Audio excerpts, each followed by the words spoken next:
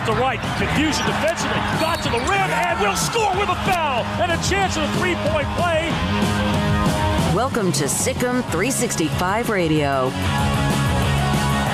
Corral on 2nd and 15 as they're chopping down on his legs, and then they take him down high as well. Ika finished it. Sikkim 365 Radio is presented by IdealMRI.com. High-quality MRIs for $497 or less. IdealMRI.com. Your health is important, so is your budget. Well, 2 timeouts left. Minute 10 the first half. See if the Falcons can get something going here. And not there. Has dropped his line. He fumbled, but it's picked up as Micah Parsons came through. The 3 o'clock hour is sponsored by Waco Custom Marketplace. Meats, sweets, Texas treats, and a cut above the rest. 425 Lake Air Drive, Waco. Doncic up the left side. Against Johnson. Spins left. Steps back. Three-pointer. Good! Now here's David Smoak, Paul Catalina, and Craig Smoak. Well, here we go. Sikkim 365 Radio, 365 Sports on this Monday, midway through the month of May. We'll have some transfer portal updates. Also, the city of Dallas is going to be a part of a conference championship series. You just heard the highlights with Chuck Cooperstein on the radio, along with This is the Week of the PGA Championship, but also some news about college sports as well, including today we check in with Tennessee, Oklahoma State, and Ole Miss on many things college football. I want to start with the Mavericks. I mean, it's a big deal. I know we're a college football show for the most part, core, but my goodness, I cannot remember such a stunning, one-sided blowout in a game that, whether it mattered or not, I mean, it's unbelievable. But in a Game 7 to boot against the number 1 seed in the conference, who had the best regular season in their history, who thought maybe it's finally our time in Phoenix, and to absolutely Luka and Spencer Dinwiddie. I mean, in the second half, Luka had to score like 7 points for them to keep the pace they were on. That's how dominant he was. I believe it was Luka 27, Suns 27 at halftime. That was unbelievable what the Mavericks did yesterday and just took the Suns apart. Craig, you're a huge Paul and I are Spurs fans. It's been a while. It seemed like we had a great run for a decade or so and longer. The Mavericks have not been really a threat for a long, long time. When you sat there and watched that game, were you just stunned at how dominant they were? Yeah, I'll say, though, we have seen something like that. It was called Baylor-Gonzaga in the national championship game 2 years ago. That's what it reminded me of. But, yeah, that was the Mavericks, at their best last night, and that was a lot of fun as a Mavericks fan. You know, there hasn't been a ton, as you said, to cheer about since the championship, which is, decade old at this point. And it's been kind of hit or miss in that time period ever since then. But, ever since they got this Luka Doncic kid, a couple years back, he's made it fun again. And now he's made it really fun. But he has gotten, some help from guys like Dinwiddie amongst others. So was not expecting that last night. I know a lot of people thought, Phoenix might win that game in a blowout after the way the Game 6 went. But the Mavs had a statement to make, and they made it. And they made it loud and clear. They made it early. And I love the fact that not only did they just dismantle Chris Paul and company, but more so Devin Booker than Chris Paul. Not only did I enjoy that after all the trash talking that's been going on, but I love that they kept their foot on their throat the entire freaking time. They never once let up. They never got up 20 and then, started throwing up junk shots and making bad passes. They just kept firing away and playing defense, and they completely got into the head of the Suns early on and just lived in their head the rest of the game, and it was a beautiful thing to watch. That's the most fun. The teams that I root for as of late, they haven't been very good at anything. Washington Commanders suck, pretty much up and down and have for years. They've not given me really anything to cheer about since RG3 was there. So what does that tell you? And that was a flash in the pan is what that was too. So they've given me no joy really at all. The Rangers have been bad, really ever since their World Series run, which ended in massive disappointment. So here are the Mavericks, and I'd claim the Stars and do the trendy thing. Oh, all the Dallas teams are. No, I like the Stars, but I'm not going to pretend like I've rooted for them hardcore and watched all their games. But it was sad to see them bow out last night. That would have been cool to see them go to another round. But yeah, as a Mavericks fan, that was amazing. That was awesome. We're going to get into that at some point. I don't know if you've noticed, but we have new toys. And Colt Barber's here today. Colt is one of the masterminds around Sikkim365.com and all the growth that we have. Jack McKenzie runs the mothership. Emery Winter is here. There are new toys. How many, Paul? There are 3 new cameras in the studio. But it seemed like there's 9. Yeah. Because they can all move. There's a different angle here. There we go. Is this Colt's playing games like on a video? It's Jack. Is it Jack? Yeah, Jack's you over have there. Control of it. So you can see this is what we've done. And it allows us to not get stale. It allows us to also continue to grow. These camera angles are insanely good. The crispness of the picture. Thank you to our partners and Colt Barber, Ashley Hodge, and Brian Etheridge.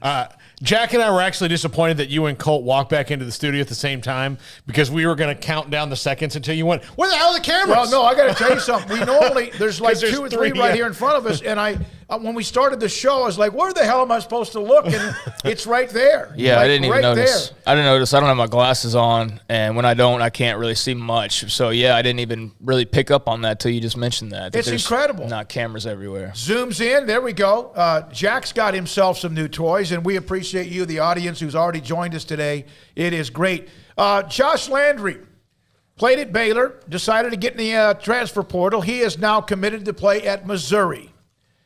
Good for him. Josh was a big get at the time. I think he was, certainly probably a bit more celebrated at the time because he was just a big, target that they had.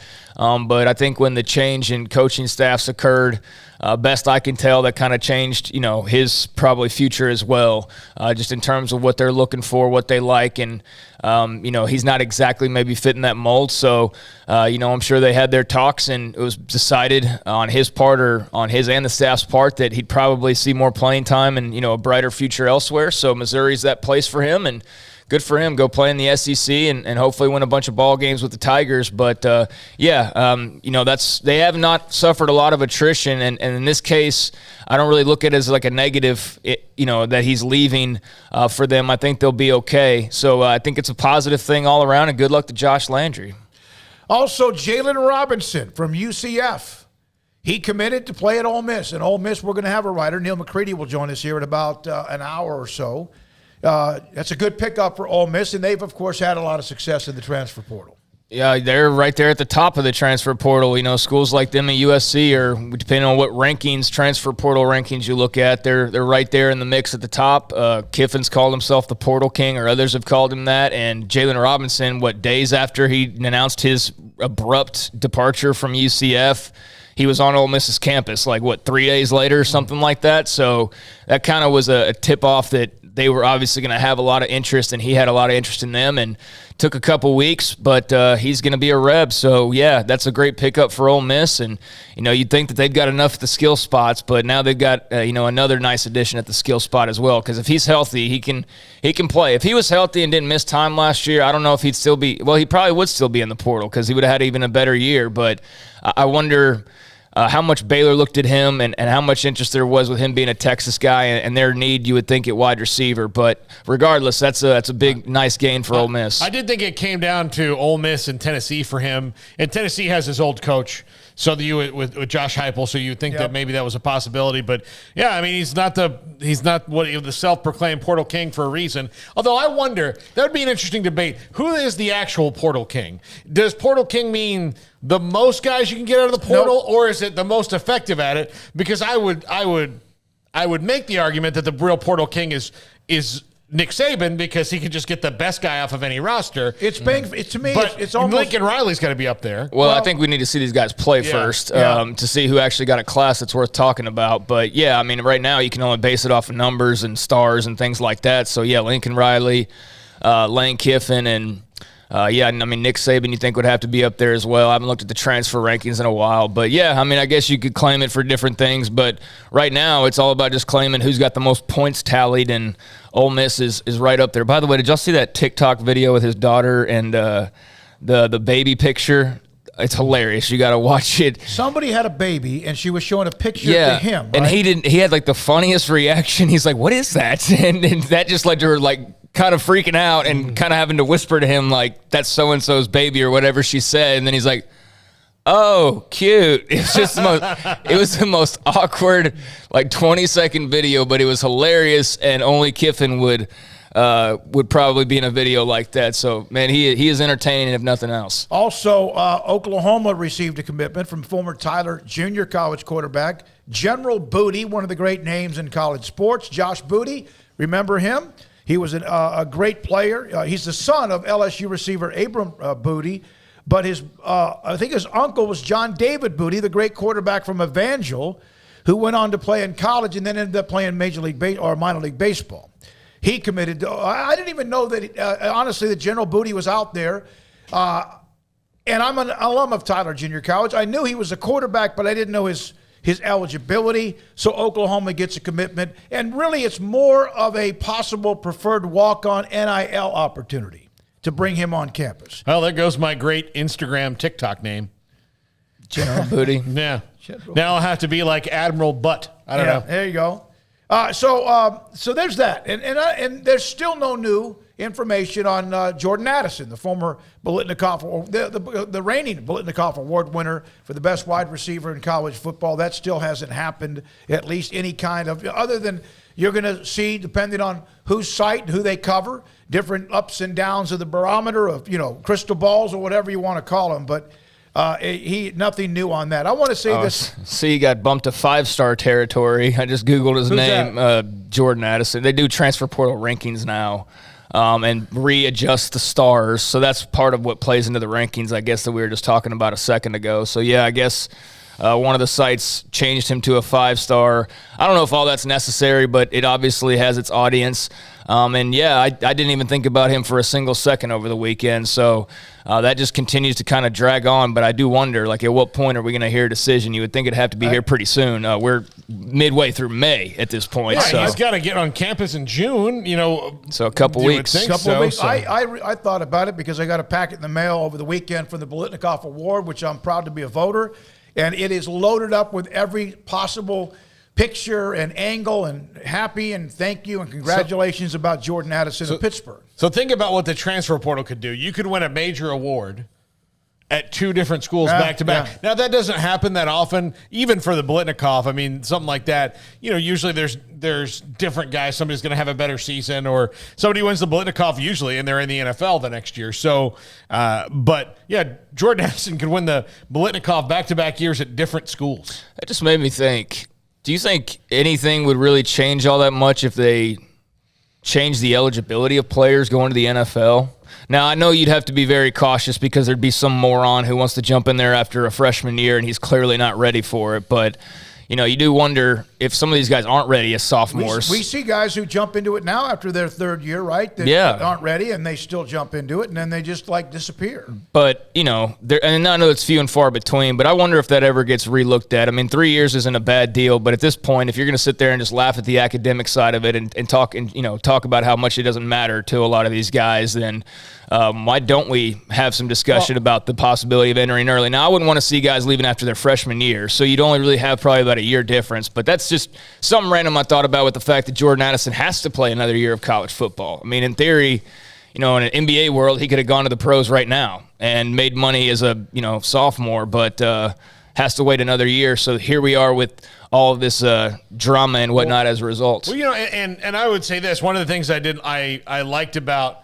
the NBA rule, or like the ability of you to go to even if it's not right to the NBA, if you're going to the G League now, look, if you're not going to go to school, like if it's not really that important to you, don't make a guy go to college for a year and pretend that he's part of that team, part of that scene, because it kind of makes it like everybody talks about the farce of it. Like, all right, look, Kyrie Irving went to Duke, but do you think Kyrie Irving was really getting out of Duke the best academics they had to offer when he knew he was just counting down his time to get to the NBA? Why don't you just let that guy go play in the G League like they do now and skip that? Plus, then you get guys in college who really want to be in college or need to be in college. So, yeah, I mean, I wouldn't be against it. I mean, I don't think you need a lot of 18 and 19-year-olds in the NFL. I don't think that's going to help them all that much. No, but me neither. It's different physically, the kind of growth that you have to get by. But yeah, I would say if they dropped a year, I don't think it would really change all that much when you think about it. If they do separate, which I had 2 or 3 texts and emails this weekend, if they separate the NCAA from the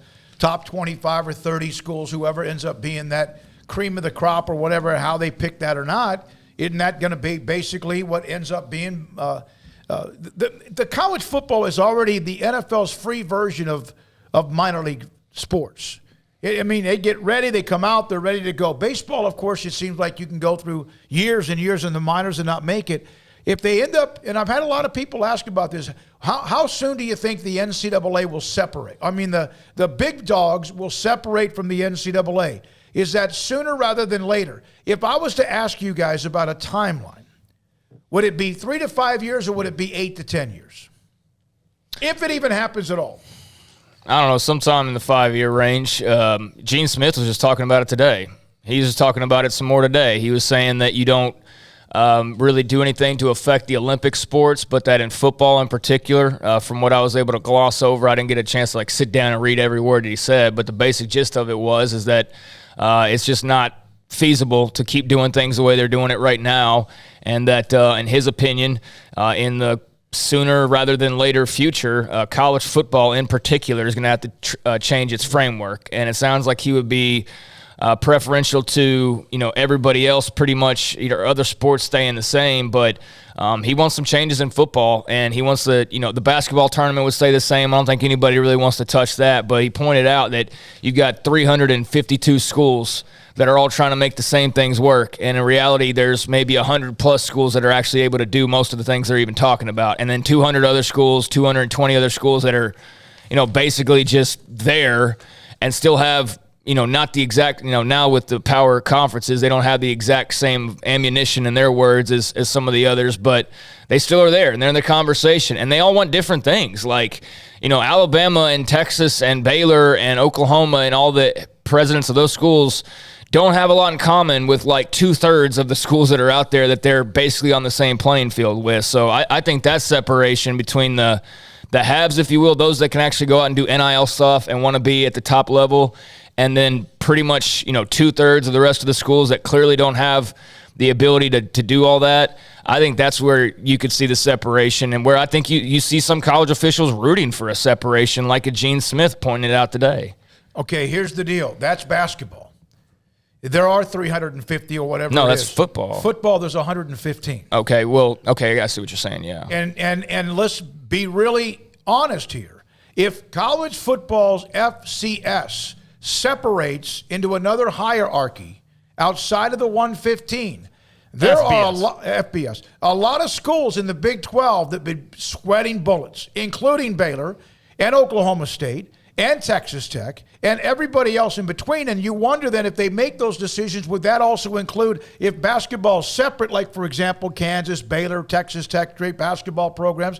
Baylor's obviously had their success in football. But I've heard numbers. I've even had a couple of people at administration level, not Baylor, have said it may not get above 25.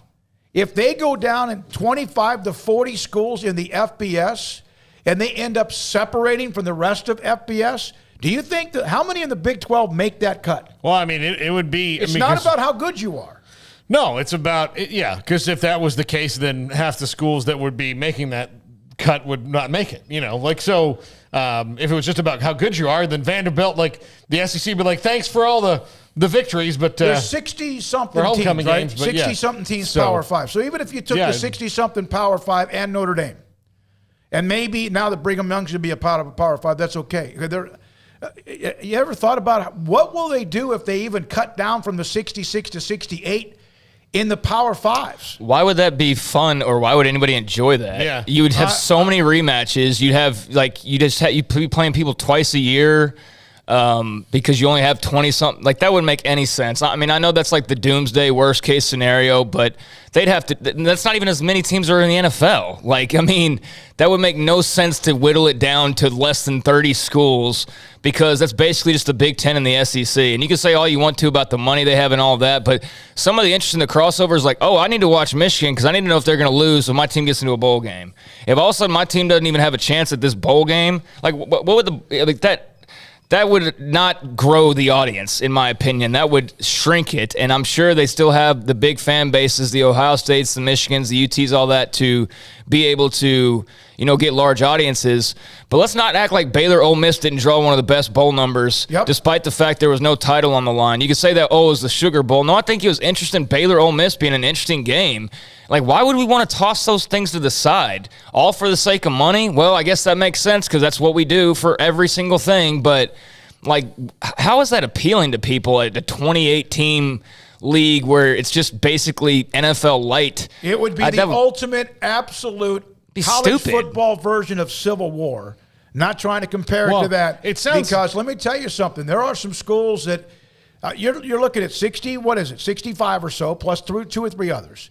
I'm telling you, if you cut it down, there are some dudes, alpha dog programs that are just not going to happen. Well, but it is at least floated out there, and it is the doomsday issue. Let's see. It is about money. Let's see if college football can learn from another terrible idea that I promise there'll be at least a rump out of Jack. The European Super League. Yeah. That was a terrible idea that none of the if you had asked any of the fans, hey, do you want this European Super League? And they'd be like, well, would we just play that in non-World Cup years? And no, that's what we're going to be now. You're never going to play the team that you like beating again for the rest of your life. You're going to play a team in another country that you only play in friendlies on TV once every 10 years. And they all hated it. The only way that would make sense to do that, and I still don't think it just is very smart. I mean, I think it sounds like a cool idea in principle, but you really flesh it out. I think it's an awful idea to limit it to just that many type teams. Then you'd have to, in my opinion, have some sort of relegation where at least, a Texas Tech or a Baylor or a Virginia or whoever is able to find themselves up there, because otherwise, what's the point? These schools aren't going to pay a bunch of money to be D2. Just what's the point? So if you want to just kill college football off basically entirely and make it an elite of the elite, kind of like everything else in this country, then sure. But I don't see the appeal, even if those are the biggest fan bases. I don't think that sounds very fun. And maybe I'm in a minority, but hey, my team would be in it. So, I'm not even coming at it from a standpoint of begrudgingly, my team would be left out. So no, my team would be in it.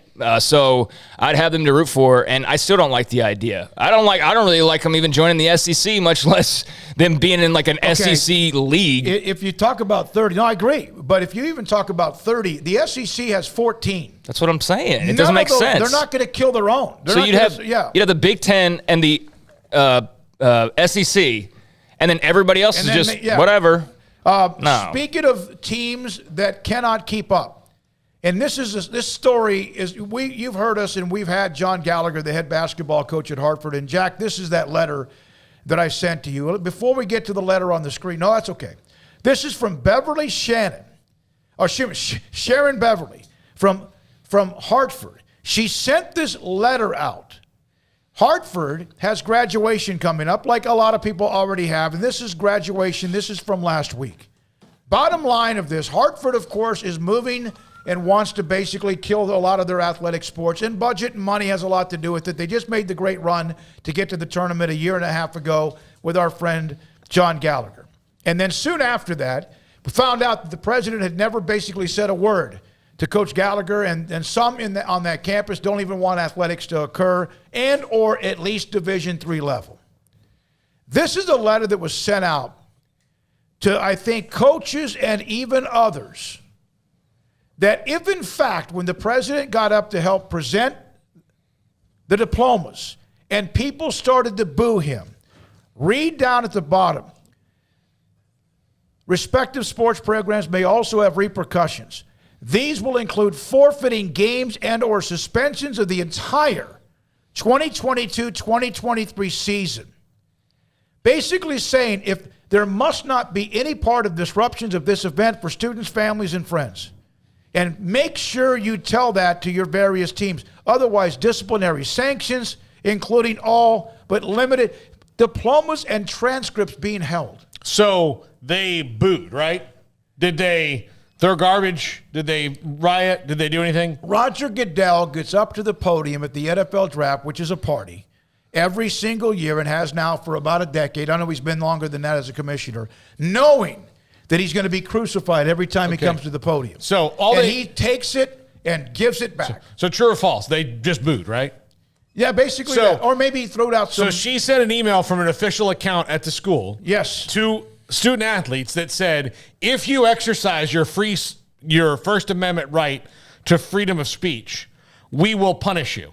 Yes. Man, the NCAA the college administrators just really have a grasp of that Constitution there. It's a part of, you're getting up in their feelings, I guess. Do you realize who we're talking about? Who are the most emotional, fragile, brainwashing egomaniacs in the world? College administrators. Like, duh. Like, this Some is of them. Some of them, but a lot of them are. And so I'm not surprised, but I have no idea who this woman is or what she does or what her background is. But her goal of just destroying Hartford athletics is right on cue. I mean, I think, whether or not she was there, their financial problems are what they are based on what I've read about it. I don't know if there's anybody that could come in and really save that program. You can't just because we like John Gallagher make them stay D1 if that means that they're losing money left and right. So I don't know all the particulars there. I mean, let's not act like Hartford's Michigan State. That's not a program we've talked much about. We talked about them because they happened to play Baylor, and then we got to know John Gallagher a little bit. So if Hartford stopped playing athletics, I'm sure that segment of the country would feel it, but a lot of people would not even realize that it's happening. So if they're having problems like that and they can't sustain it, then you got to do what you got to do. But being the bad guy and trying to punk people before graduation and tell them, send them warnings about holding their transcripts and whatnot, that's garbage. That's just a garbage move. I can understand if, they went to graduation and there were a bunch of people doing that and then you say something after the fact. I don't know what premeditated this, but I just think that that's really kind of disrespectful in the way she really targets the athletes and the coaches in her letter. So not sure the reasoning, but not sure she'll have to write too many letters to athletics in the future anyways. Yeah. And I hate that for John Gallagher, but they're having financial problems and they're about to get sued again. Here's one of the questions. Was there any booze at graduation? The response, Woodward barely spoke. He was never formally introduced. Shielded, question mark. The format was kind of odd. There was a university head director, David Gordon, applaud Fred for his retirement awards, guest speaker, and so they never really got to the president or introduced him as they should or they normally would at any ceremony at any particular higher institution of higher learning. I believe the president's a woman, is it not? I believe it is. You said he. Okay. So I don't know. Maybe I'm wrong on that. I thought that it was, but regardless. No, it's President at Gregory Wood. Okay, so I'm thinking of maybe their athletic director is what I'm thinking of. I think it might be a woman. But regardless, there's clearly a lot of issues up there that we're not totally familiar with. John's laid out some of them. I feel for him. They had a great thing going a couple years ago, and since then they basically just plummeted. They did not use that to their advantage in any way. If anything, they went backwards, and that actually hurt them going in having success, which is odd, but that's how some in, higher education see it. So, best of luck to him and best of luck to those athletes at Hartford. But I think that's a stupid letter to have written. Yeah, and then there's a lot of different people. You can, on Twitter, if you do, go Hartford boo, Hartford president, and there's a lot of background on that. We got to take a break right here. We have 3:30. We have a guest coming up, Adam Sparks. Man, I keep looking for the camera, and we have brand new cameras in the studio with all sorts of different angles. You may have already seen them. It's incredible. Appreciate that to our great partners and also sponsors and everything else in between. When we come back, Adam Sparks, the Tennessean on the Vols. Tennessee football next on Sikkim 365 Radio. Weekly specials at Waco Custom Marketplace this week, including throughout the week into Saturday when they close their doors Saturday afternoon. Select New York strip steak, $8.50 a pound. Choice New York strip steak, $9.99 a pound. And prime New York strip steak, the best, at $12.99 a pound. Bacon ends and pieces, $2.99 a pound. Chicken breast for $3.75 a pound. Also ring bologna, $4.50 a pound. And the $100 steak box right now, $10 off if you get it. It's $90. And if you order live crawfish between now and 6 o'clock Wednesday, you can pick up 30-pound sacks anytime after Friday at 4 o'clock. It is that time of the year. Waco Custom Marketplace, your hometown grocery store with a full-fledged butcher shop and bakery at 425 Lake Air Drive in Waco. Payments for qualified buyers at 2.9% for 72 months with $5,000 down cash or trade. TTL Extra. See dealer for details. Summer driving is coming. Save now at Richard Carr's Summer is Coming savings event. Find summer savings like a 2015 GMC Sierra 2500 HD for $318 a month, or 2020 Buick Encore for $288 a month, or get a 2015 Cadillac SRX for $212 a month. Our vehicles go through a 172-point inspection, and we pay top dollar for your trade. 100% approval is always our goal. At Richard Carr, we give you more. At Ideal MRI, we feel blessed to be a part of the Waco community. We're a small family business right here in Central Texas, and our goal is to bring down the cost of healthcare while maintaining high quality. At times like this, the cost of healthcare has never been more important, and unfortunately, significant illnesses and injuries still occur. That's why Ideal MRI is open and here to serve you through the difficult time. We offer premium MRIs just like a hospital with state-of-the-art technology and specialists, but you'll pay less. Sometimes thousands of dollars less, whether you're using insurance or not. At Ideal MRI, we accept most insurance, and there are no hidden costs. Even offering financing if that's needed, everything included in the price, and you'll not get something as a surprise in the mail later on. If you need an MRI, ask your doctor about Ideal MRI. They'll know. You can schedule an appointment safely from home online in minutes at idealmri.com, or give us a call, 833-IDEAL-MRI, idealmri.com. In the market for a quality metal building? Since 1943, Pioneer Steel and Pipe has helped Central Texas residential and commercial customers with metal building design, panel options, building components, and trim options. Pioneer Steel and Pipe's residential line is energy efficient, offers low maintenance, reduces insurance payments, is impact resistant, and carries up to a 45-year limited warranty. In addition, they can also help you find a metal building contractor for your project. Pioneer Steel and Pipe with locations in Waco and Bryan and at pioneersboys.com. In Texas, there's pea-size hail and baseball-size hail. Guess which one hit our house? We didn't even know where to begin, but we called our Texas Farm Bureau insurance agent, and he was so reassuring. He knew exactly what to do to get our house back into shape and our lives back to normal. Now, we're even more thankful for the roof over our heads. Stop by and see our agents at one of our 3 McLennan County locations. Coverage and discounts are subject to qualifications and policy terms and may vary by situation. Did you know that Waco Regional Tennis and Fitness is a partner of the city of Waco? Did you know that we are open to the public? Waco Regional Tennis and Fitness offers day passes to the public for only $10 a day, and we offer money-saving memberships. Waco Regional Tennis and Fitness offers over 40 group exercise classes each week, including bar, yoga, boot camp, indoor cycling, and more. There are free weights, weight machines, TRX, rowing machines, stationary bikes, new treadmills, elliptical machines, and much more on the spacious weight room floor. Personal training available where you can be encouraged to grow.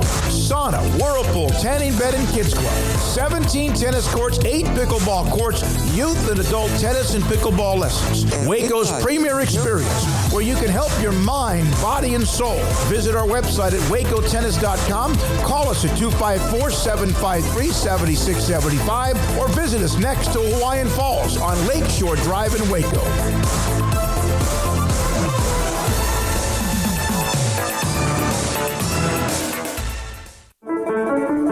One size fits all. That may be all right for an adjustable belt or cheap sunglasses, but when it comes to your financial needs, no one wants a one-size-fits-all strategy. Cam Heathcott, your Edward Jones financial advisor, knows that his most important goals are yours. That's why he takes the time to understand your needs, knowing you. That's how Edward Jones makes sense of investing. Cam Heathcott, covering Conroe and Houston, 936-756-7717, or cam.heathcott@edwardjones.com. Edward Jones, member SIPC.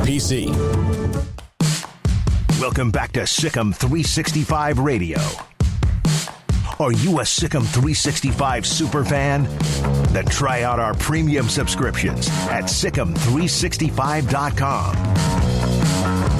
All right, here we go. Sikkim 365 Radio, 365 Sports. Again, today we check in with Tennessee, Oklahoma State, Ole Miss, among others. And we're now joined by Adam Sparks, the Tennessean, joins us on Sikkim 365 Radio. And Adam, it's been a pretty good offseason for Tennessee. They seem to have some momentum. Do you feel like where they are now that spring drills have wrapped up, transfer portal, all of that, they feel pretty healthy about who they are?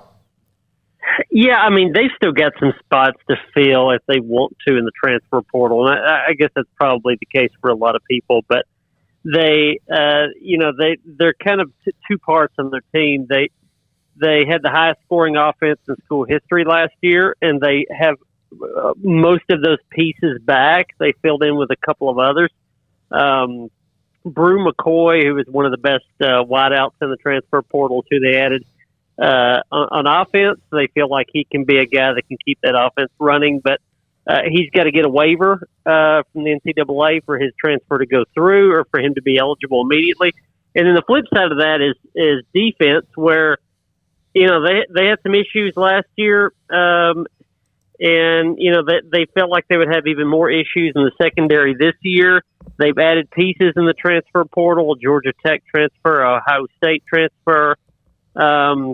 But it's a coin flip. I think that's the case for all college football teams now. When you're adding so many pieces in the portal, it's not like building a team slowly with guys coming back and you're asking for them to make incremental improvements. You're just plugging in guys and hoping that they fit immediately, and that's what Tennessee is going to look for in the fall.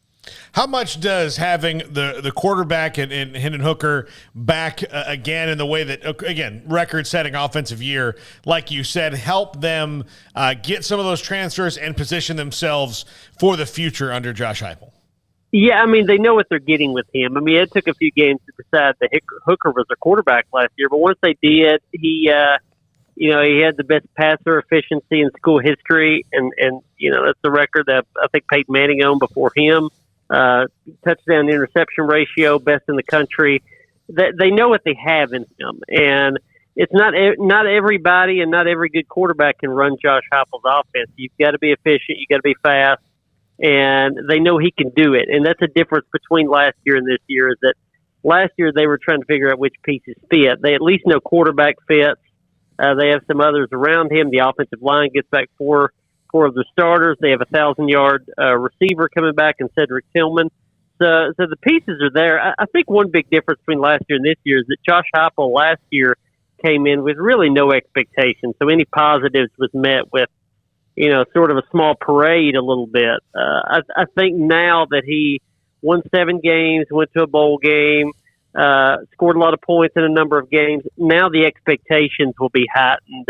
And there won't be a celebration, over blowing out South Carolina or beating Kentucky or something like that. More, the expectations to be higher, and this fan base will want more in a second year. Adam, I saw, a couple of articles that are really high on Tennessee and even approaching top 10 type of territory. Do you feel like that's something they're capable of this season? No. I mean, it could happen when you see a team like Ole Miss last year, which has a similar offense and a similar setup with Lane Kiffin. They went on a run, and so if you can score a lot of points in this conference, you can do some things. I do think Tennessee is one of those teams that they've had a taste of success in their history. And so anytime they get a little bit of success, I think the expectations shoot up a whole lot quicker than other places. Mm-hmm. Texas is one of those teams. Yes. Notre Dame is one of those teams. Michigan is one of those teams. Nebraska is one of those teams. If you go from 5 wins to 7 or 8 wins, suddenly people start talking about 10 wins immediately. And I think Tennessee's just one of those places that you give them a little taste and people think a lot's coming. I could see them in the top 25, top 10, no. Yeah, and you're right. You named them right out of – we could have named the same ones. It would have been the same list from one UT to another UT, and it's incredible the way that happens. Josh Heupel seems like he's given that place a spark pretty quickly, Adam, hasn't he? Well, I think, they've had a string of coaches that have not worked out, at least not long-term. Derek Dooley and Butch Jones, and most recently Jeremy Pruitt, and then they've gone through an NCAA investigation because of Pruitt's recruiting. These are recruiting under him. And, something that I think was missing through a lot of those coaches, especially Pruitt, was there was no identity. There was nothing where a Tennessee fan could go in and say, we do this well.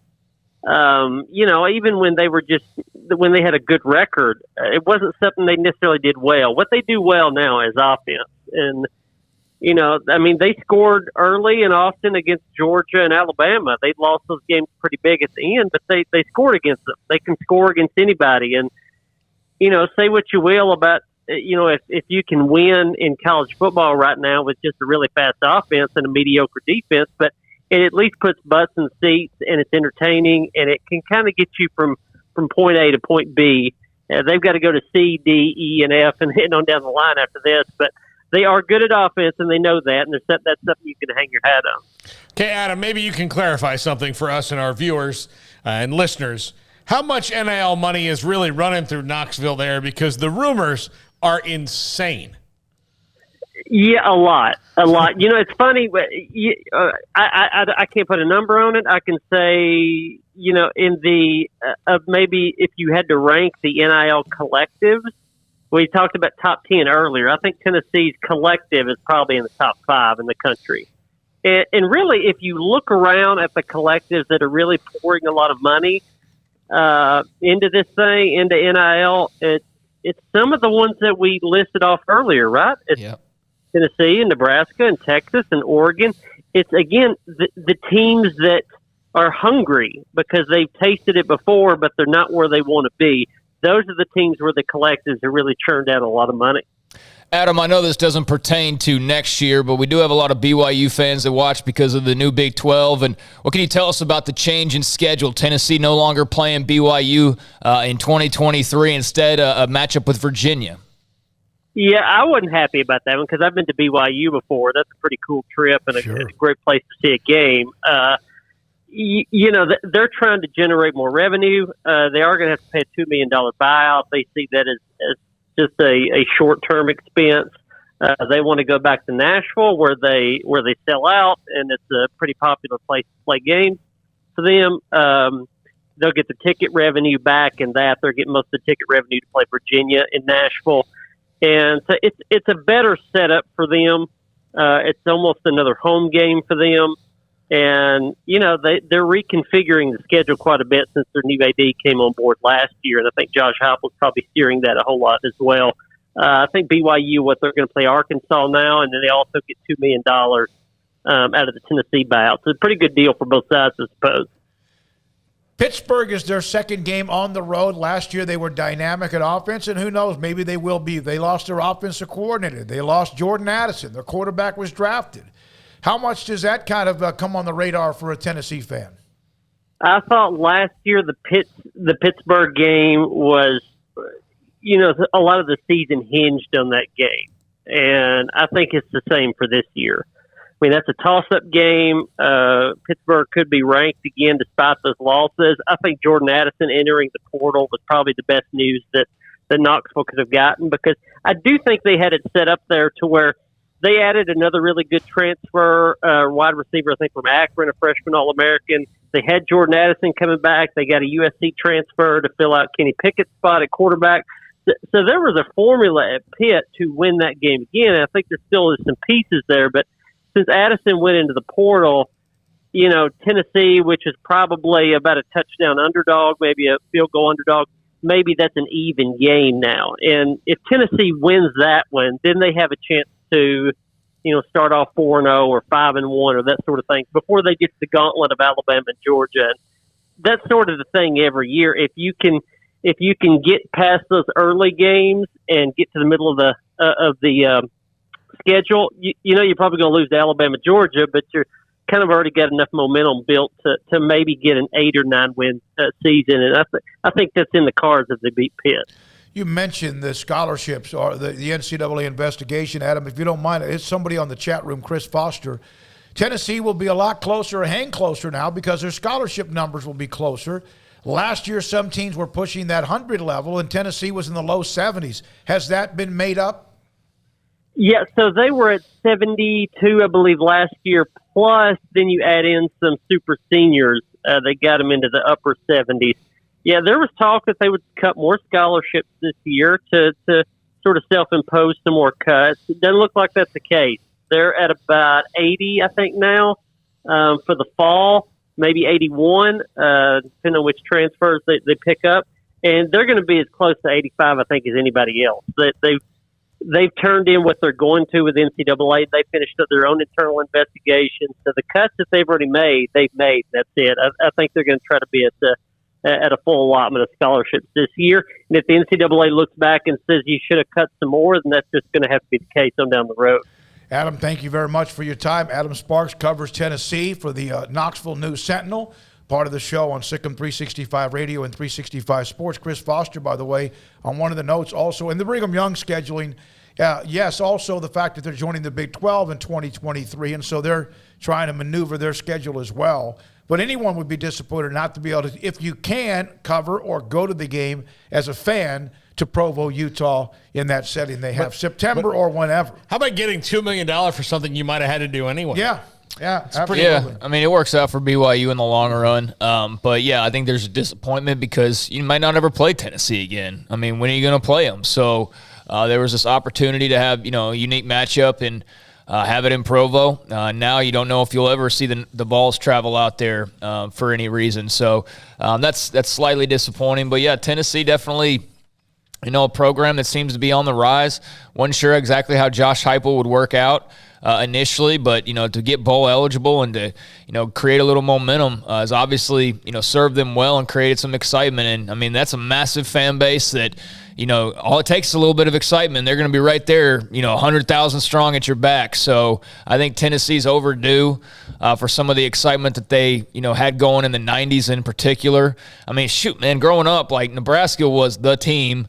Miami was the team.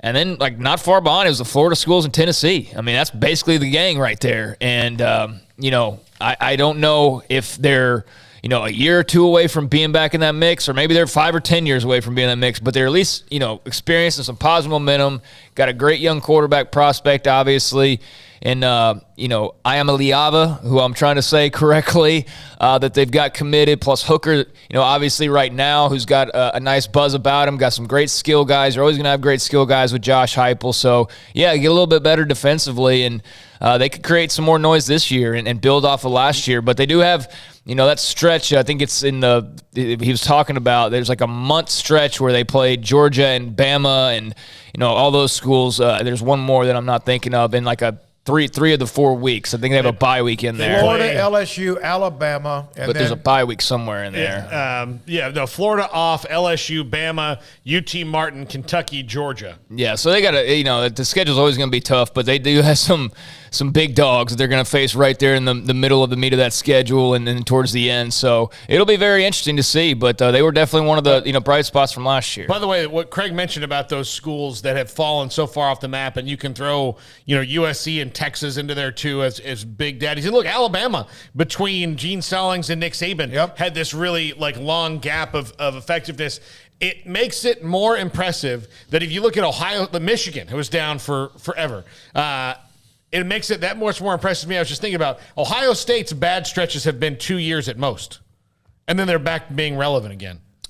I can't even think of them having a bad stretch. But I mean, bad stretches by their, they were on, the ban the 1 year that Luke Fickell was the interim head coach after Tressel, from John Cooper to Tressel, it's a long time ago.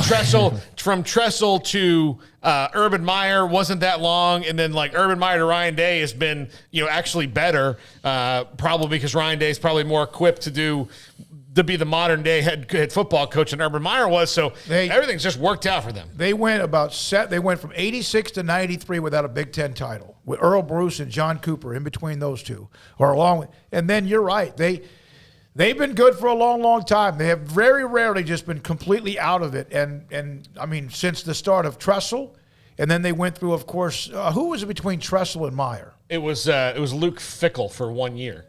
Okay. Right. He was the interim coach.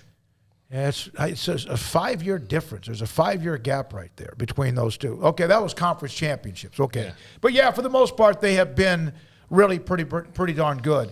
Hey, when we come back on Wednesday evening, we honor 20 student athletes. We've given you the names of them. I'm going to be able to now show you who they are with an ad that was in yesterday's Waco trip, thanks to our great sponsors, including Alan Samuels, Dodge, Chrysler, Jeep, Ram, Fiat, Texas Farm Bureau Insurance, Joe Beard and Westdale Real Estate, Asset Management, and so many more. We're just kind of let you look at who they are the team that will honor Wednesday night for being elite student athletes. Robert Allen on Oklahoma State. He's always a great guest.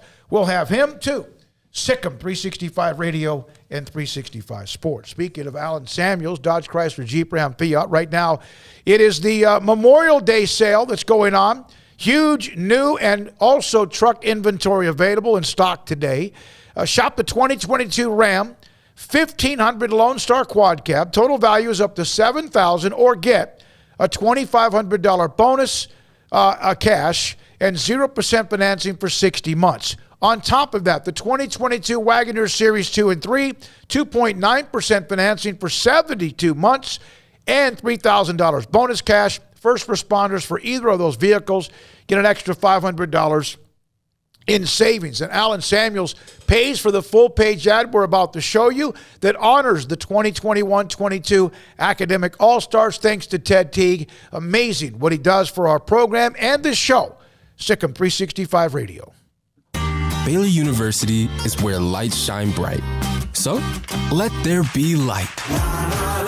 Let there be roommates and teammates, scholarship and championships. Let there be fresh starts and new traditions, fast friendships and lasting impacts. Let there be laughter. Let there be joy. Let there be light. Baylor University, where lights shine bright.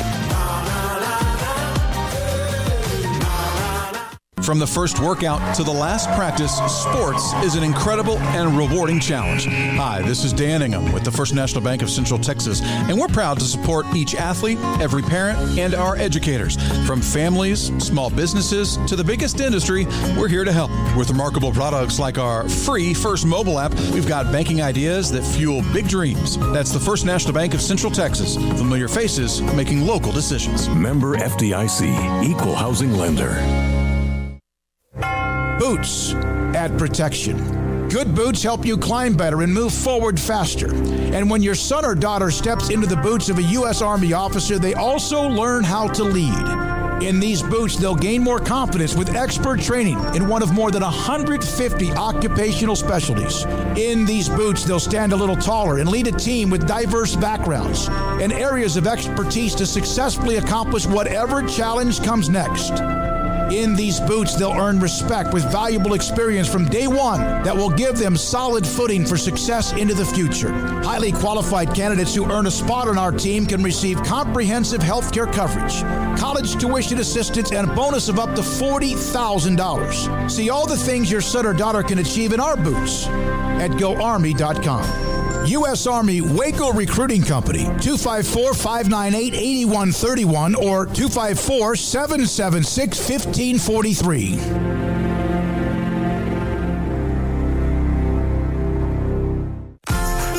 Automatic Chef Canteen is a full-service micro-market vending and office coffee provider with state-of-the-art vending equipment, a wide variety of products, and offering custom-fitted micro-market vending office coffee solutions for your employee break room. You want a full break room solution and a workplace oasis? Well, Automatic Chef Canteen, locally owned and operated for over 50 years in Central Texas, also includes in-house mechanics on call 24/7 for fast, reliable service and maintenance. Automatic Chef Canteen, 6900 Imperial Drive in Waco, or online at automaticchefcanteen.com. Camille Johnson Realtors guide you seamlessly through the process of buying your dream home or selling your current one. Commercial, farm and ranch, or residential, Camille Johnson Realtors can smoothly and successfully lead you through any transaction. With a team of 28 experienced agents who are excited about serving you, Camille Johnson Realtors services the entire greater Waco area. If you're in the market to buy or sell, contact Camille Johnson Realtors, 104 Midway Center in Woodway, or find them online at www.camillejohnson.com. Camille Johnson Realtors, elegant, charming, warm. Welcome home. Baylor Scott & White Southwest Sports Medicine and Orthopedics, the team physicians for Baylor Athletics, diagnosing and treating all sports-related injuries, including concussions. These specialists also provide orthopedic services for athletes and non-athletes alike, whether it's knee or shoulder pain, hand or wrist injury, orthopedic spine care, and even an arthritis and total joint clinic. Trust the doctors Baylor Athletics trusts. Baylor Scott & White Southwest Sports Medicine and Orthopedics wants to get you back in the game.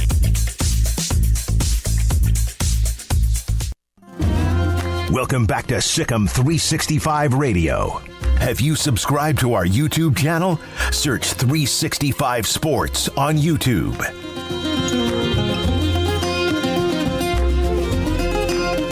All right, here we go. Just a couple of notes here. Well, Robert Allen covers Oklahoma State. Well, he'll be in the 4 o'clock hour, as will Neil McCready, who covers Ole Miss. Here is what appeared yesterday in the Waco Trib. Thanks again. I mentioned Alan Samuels, and Ted Teague is the one who puts together the ad, and E.J.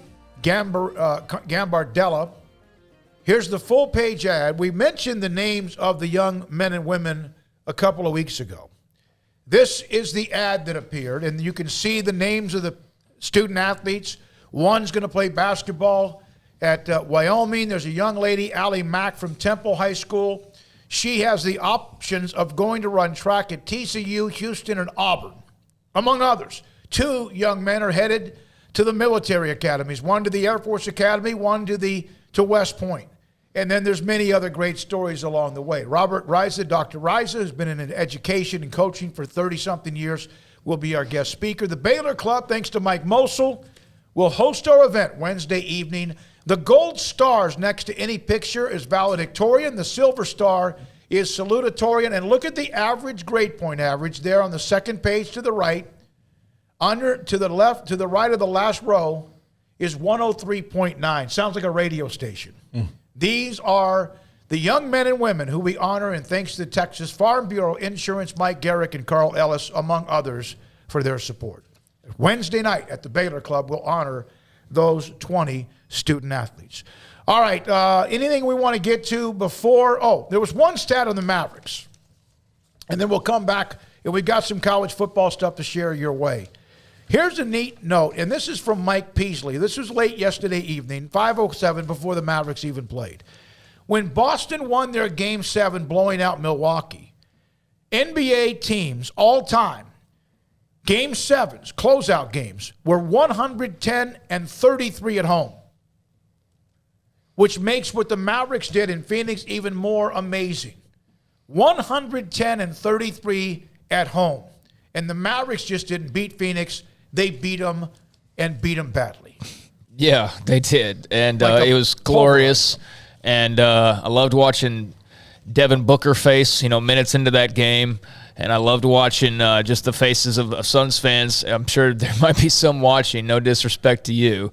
Definitely been on the receiving end of it. But that was just fun to watch. It's fun to get into a Game 7. Remember when the Mavs beat the Lakers years ago to win that series during their build-up to their title run, and how easily they dispersed them in that elimination game, and just thinking, like, wow, it doesn't get much better than this, just because, you get all those nerves for an elimination game, and then the last thing you want is it to go down to the wire. So when you have your team just go out there and just first quarter make it known, like, we're winning this game and we're going to win it huge, it just makes the whole watch that much more enjoyable, because what the end result is. And so you can just sit back and with every bucket from Luka or Dinwiddie or whoever, just keep enjoying it. And that's what I did last night. I just sat back and enjoyed that one. Didn't have to stress over it. Didn't have to get angry over anything. Just hoped everybody stayed healthy, and the shots kept falling, and they did. And they nearly didn't stay healthy. Jalen Brunson. Yeah. Mark Cuban's an idiot, and that could have been terrible.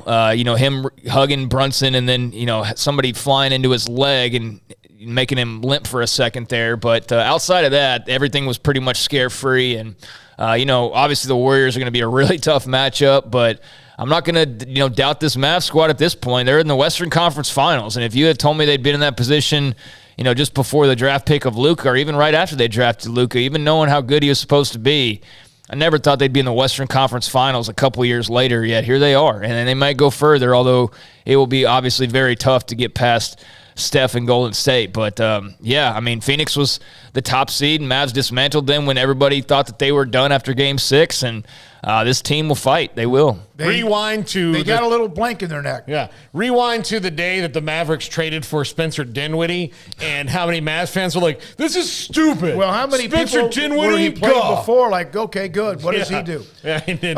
2 or 3 other notes to wrap it up. Men's tennis. I went to the Baylor-Stanford tennis match on Friday evening after this show. I'm glad I went. It was phenomenal. The atmosphere, even when Stanford absolutely boat raced Baylor in the doubles, winning that point, winning all 3 matches easily, 1-0, 3-1 lead at one point. Numbers 4, 5, and 6 players for Baylor had to win. They did. 2 of them won in tiebreakers. It was phenomenal, electric. The attendance, the atmosphere was Ryder Cup-esque in a way.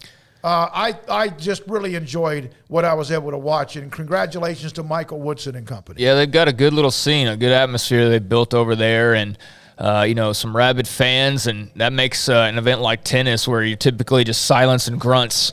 You add some of that atmosphere to it in big moments, and like the big moment we saw for them to finish off the comeback, just the roar of the crowd and the excitement, and then all the people on social media afterwards talking about what a great experience it was. That's awesome. That could have been very disappointing, hosting, being at your own place, and then, nearly getting whooped. Down 3-1 at one point, but yeah, to fight back, testament to those guys, and now being in the Elite Eight, they get to, go off to, where is that next round? I'm forgetting, but yeah, now they get to go travel and, try to get into that Final Four. And, they've been on the cusp of winning some big titles here in the last year or so. So maybe this is the time that they do it. But they definitely showed a lot of guts and definitely was a really cool atmosphere. All right, when we come back, eventually Robert Allen covers Oklahoma State, their sideline reporter. And then a couple of notes. Our good friend Tony Altimore sent us some graphics on college football and disparity in conferences. And I hope it shows enough. It's very complicated. It's 47 pages. We're not going to show you all of them. But Tony put this together, and we'll kind of show you a little bit. I think there's like 7-8 pages we'll try to show you in the next segment. Thanks for those of you in the chat and the text line, 254-339-1122, SICM, 365 Radio and 365 Sports. Y'all listen up. Let me tell you something about group meals from Rudy's Barbecue. It's got all you need for all the folks you gotta feed, smoked meat, sides, and more. There's everything down to the tablecloth, just like the one that you see at the store. At a bridal shower, it's better than flowers. And a long distance meeting, it'll pass the hours. It'll feed all the cousins at a family function. It's better than potluck at a church luncheon. Next time you need to feed 10 or more, call and order a Rudy's group meal. Next in line. Hey, this is Bryce Petty, former starting quarterback and 2-time Big 12 champion, and I know firsthand the importance of being in top shape both on and off the field. So listen up, men. If you're feeling beat down day in and day out and looking for that high-performance edge that separates the men from the boys, then look no further than the Petty Clinic Low T in Waco. Petty Clinic is a comprehensive men's healthcare clinic with an atmosphere catering to men. Board-certified Dr. Kent Petty has a special interest in offering the highest quality medical care to men of all ages. Some of the services offered include screening and treatment for low testosterone or thyroid, infertility, high blood pressure, diabetes, high cholesterol, sleep apnea, while offering comprehensive wellness exams and complete men's health lab panels. High performance men, remember, it's not just a Petty thing. This is Bryce Petty, encouraging you to reach out and Google search Petty Clinic Low T or go to pettycliniclowt.com and get your complimentary lab screening today. With so many companies and policies out there, it gets so confusing shopping for insurance, and I never know if I'm getting the policy that's right for me. Luckily, I met the team at the Niche Group Insurance Agency. With the Niche Group, you can go to one company and get access to coverage options from many insurance carriers, and you get to speak to a real person about your specific coverage needs. With the Niche Group, I know I'm getting the right coverage at the right price. If you need insurance, talk to the experts at the Niche Group at 1-800-258-8302. Do you or your kids get nervous about going to the dentist? Stonewood Dental, Dr. Steve Childress, he can help. I've spent a career taking care of patients who as children had bad experiences, and now they're adults that hate going to the dentist. If I get a kid at 3 years old and they come every 6 months and it's a happy experience, it's normal for them. Now they have an accident at 6 or 7 or 8 at school. Now they have a broken tooth or a trauma, and they have to come here. They're used to lights, they're used to water in their mouth, they're used to experience, they already trust us. It's amazing what we can do with that kid without it being a negative thing. But if I see a 6 or 7 or 8 year old that's never been to the dentist, and now they have a trauma or an unfortunate unexpected toothache, it's harder to do that for that kid and it not be somewhat of a negative experience. So bottom line is I try to teach kids and adults and teenagers and everybody the way I'd want my family treated, which is where it's a necessary part of life. You just take care of it. It doesn't have to be that big a deal. Learn more, stonewood-dental.com. You know what would make this moment better? Pizza. Dough made from scratch and an Italian family sauce recipe pizza. 3 fresh signature cheeses making a melty blanket of perfect pizza. Bob Mock has owned Marco's Pizza franchises since 2013 and has been delivering pizza since 2001 and is the proud owner of 4 locations in the Waco area, in Belmead, China Spring, Woodway, and soon to be open in Robinson. Order at marcos.com to make any moment better. Marco's. Pizza lovers get it.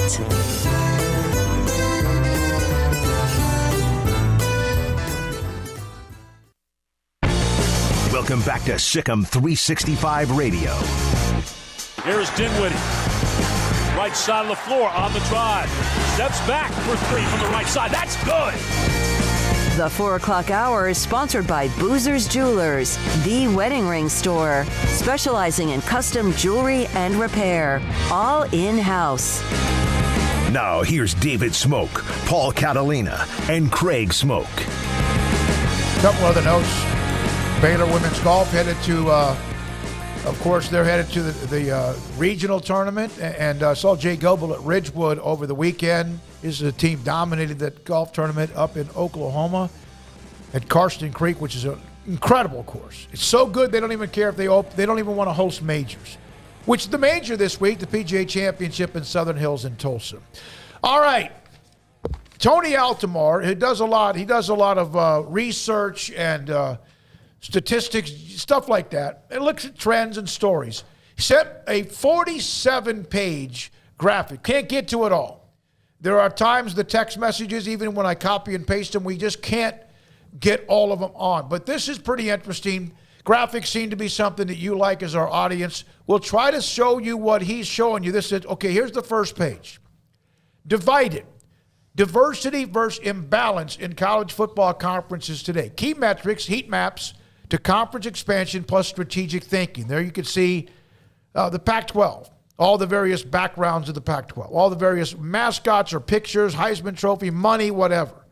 And off to the right, is that the Washington State Cougar? Yeah. With the shovel? Yeah, I don't know why he has a shovel. Yeah. It is a shovel? Or the agricultural schools, I'm assuming. Yeah. Yes. Yeah. Okay. So now what he's done here, he's looked at schools that are in the Mountain West. Now this is the second page. Quick reference, heat maps give us useful glance at how conferences compare to each other. There are 3 metrics. Looking at quick data from 3 metrics: institutional, market potential, athletic program. Green's good, yellow's in the middle of the pack, and red is not good. And you can see this is the Mountain West to kind of just give you an idea of where they are, like the Air Force Academy, the 28th ranked academic rank. And then you can see where there's some green and there's a lot of red. For example, AAU member across the board, no to any of them. And there's a bunch of data, all right? Look at the individual, that near the bottom, the 5th from the bottom, NCAA team titles, there are a handful. In fact, San Jose State's got 10 to lead the way. Now, go to the next page, and it kind of explains again. Quick comparison, heat maps, 3 sections, metrics, highlights per conference. Institutional, academic, resource metrics, market size, fan base metrics, athletic department size, and success. Then you go to the conferences, page 4. All right. Big 10, Pac-12, ACC, SEC, Big 12, American, Mountain West, MAC, and Ivy League. You see where the Big 12 is? Not a lot of green. Academic ranks, Texas, of course, the highest ranked of all the Big 12 schools. You go down from graduation rate to much more. This is comparing the average conference metrics, shows a general parity across the A5s. Most of those colors are the same. Of course, Ivy League is not one of those. The next page is page 9 that highlights the Big 12. Texas, you can see why, no matter the struggles they've had in football and for on and off men's basketball, look at the green down that row. Academic rank all the way to everything else. There's a reason they feel the way they do about themselves. They're really damn good. This is a great school. And there's not much green. Now, Oklahoma would be next and among some others. Baylor holds its own. Brigham Young holds its own. And what they're basically looking at are the various things about academic institutions, but also at the bottom, there's a lot of, when it comes to fan size ranking, and then, of course, what they've done in athletics. So when you lose the first two, which you're going to do, the next in line, if you looks like success, would be Brigham Young. From academics to even fan size, population, and then, of course, what you do with some of the things you do athletically. I mean, it's interesting, especially when you look at the end of that, like UCF, which is a very large school, but they're still trying to get to these things. I would say that if you want to do like an animated graphic over the next 5 years, yes, UCF is probably going to move up considerably on these rankings because of what the resources they're dedicating things. But this is right now, and so yeah, right. I mean, again, Texas pumps a bunch of money into everything. It's not just sports. Yeah, no, you're exactly right. So they should have success in everything. Huge endowment. Also on top of that now, and this is, listen, they have taken a beating because of some of what's happened with football, among others, but you can also see their frustration, whether you like it or not, of who they are compared to everybody else. Go to the next page. Is that it? Jack, skip the Ivy League. Okay. Go to page 13, excuse me. Now, while the Big 12 is one of the best mixes of metrics for stability, Texas stands out, shows why it likely caused some friction. It's a have against the have-nots. And then you look at the new schools coming in, like you mentioned, UCF and Houston, among the others like Cincinnati and Brigham Young. Among the new Big 12, Oklahoma State has some of the highest sports metrics, including 52 national titles. Fourth on the list of all the schools, and leaves West Virginia 20 as a distant second among those who are remaining with the Big 12. But that does not include the schools that are starting to really kind of put things together, including, of course, what Houston's done, what Baylor's doing, and also in Houston's doing, and UCF as well, which could be a possible rising institution. Wow. Kansas State and UCF have never won a national title in anything. I would not have known that. I would have just thought. Tech's only won 2. Yeah, I would have, and I want to guess, and if you're a Texas Tech fan, and we have some of you that are on the chat room, would theirs have been in women's basketball, Cheryl Swoops, and I don't know, maybe there's also maybe in track and field or something like that. Yeah, because they have a great history in track. I don't think they count meat judging. Yeah. At least I don't think he included meat judging on there. Yeah, they won a lot of those. There's slides here. Yeah. Kind of like so, yeah, I think it was tracked like a year or two ago. So there you go with that. And then finally, this as well, the last one here. The new Big 12 has a very mixed, likely stable set of institutions that may be much more cohesive than previous iterations. When you take Texas out of it and Oklahoma out of it, you're talking about 2 dogs now. On the broader scale, no school in the new Big 12 is a clear have or have not. And now you would like the argument, well, yeah, you need some haves. You've lost your haves. Some are trying to become that. Maybe never reach the level, realistically, of what Texas and Oklahoma are, but somebody has to rise to the occasion, whether it's 1, 2, or 3 schools or more, will rise to the occasion to replace, at least to get somebody in that conversation. Well, you can't join Texas and Oklahoma because the game is rigged. They're in a club where the doors are locked all the time. Nobody gets into that club. Clemson now finds themselves in that club after an incredible run, but some would have argued they were in that club already. So they already had one foot in the door. But for all these other schools, you better go win like 3 national titles in football to even get an invite to the next party. So, I mean, the game is kind of rigged in that regard of the haves and the have-nots. The haves are going to remain the haves. The have-nots are going to remain the have-nots, and you might be able to make up a little bit of ground. But Texas could stop sports for the next 10 years, and nobody's going to catch them still. It's just, it's a different level. And, that doesn't translate necessarily into massive success because there's a lot of titles on there you can mention that nobody even has a clue that were even won because they're not sports that people really care that much about. And I'm not trying to take away, but, there's a big hole to fill with Texas leaving and Oklahoma as well, but they created that hole. So, Big 12's got to do what they got to do. But, yeah, I think it's obvious to say that, they're losing a lot with Texas and Oklahoma going out the door. They're losing their big brands and their blue bloods. and they're 2 members of the club. And now there are no members that are allowed in that club. So somebody's going to have to rise up and at least start banging on that door. And Baylor's got as good of a chance as anybody. Oklahoma State has an opportunity. Cincinnati, name them. Who wants it? Who wants to go and be that team? Who wants to go that extra length and be a part of that new wave? It's all there for the taking. Oklahoma State, if you look at their column, Kansas, if you look at their column, a lot of theirs on the top part is educational, academic, excuse me. Everybody's got a little green in there. And then go to the page 15. You were going to say, go to page 15, Jack.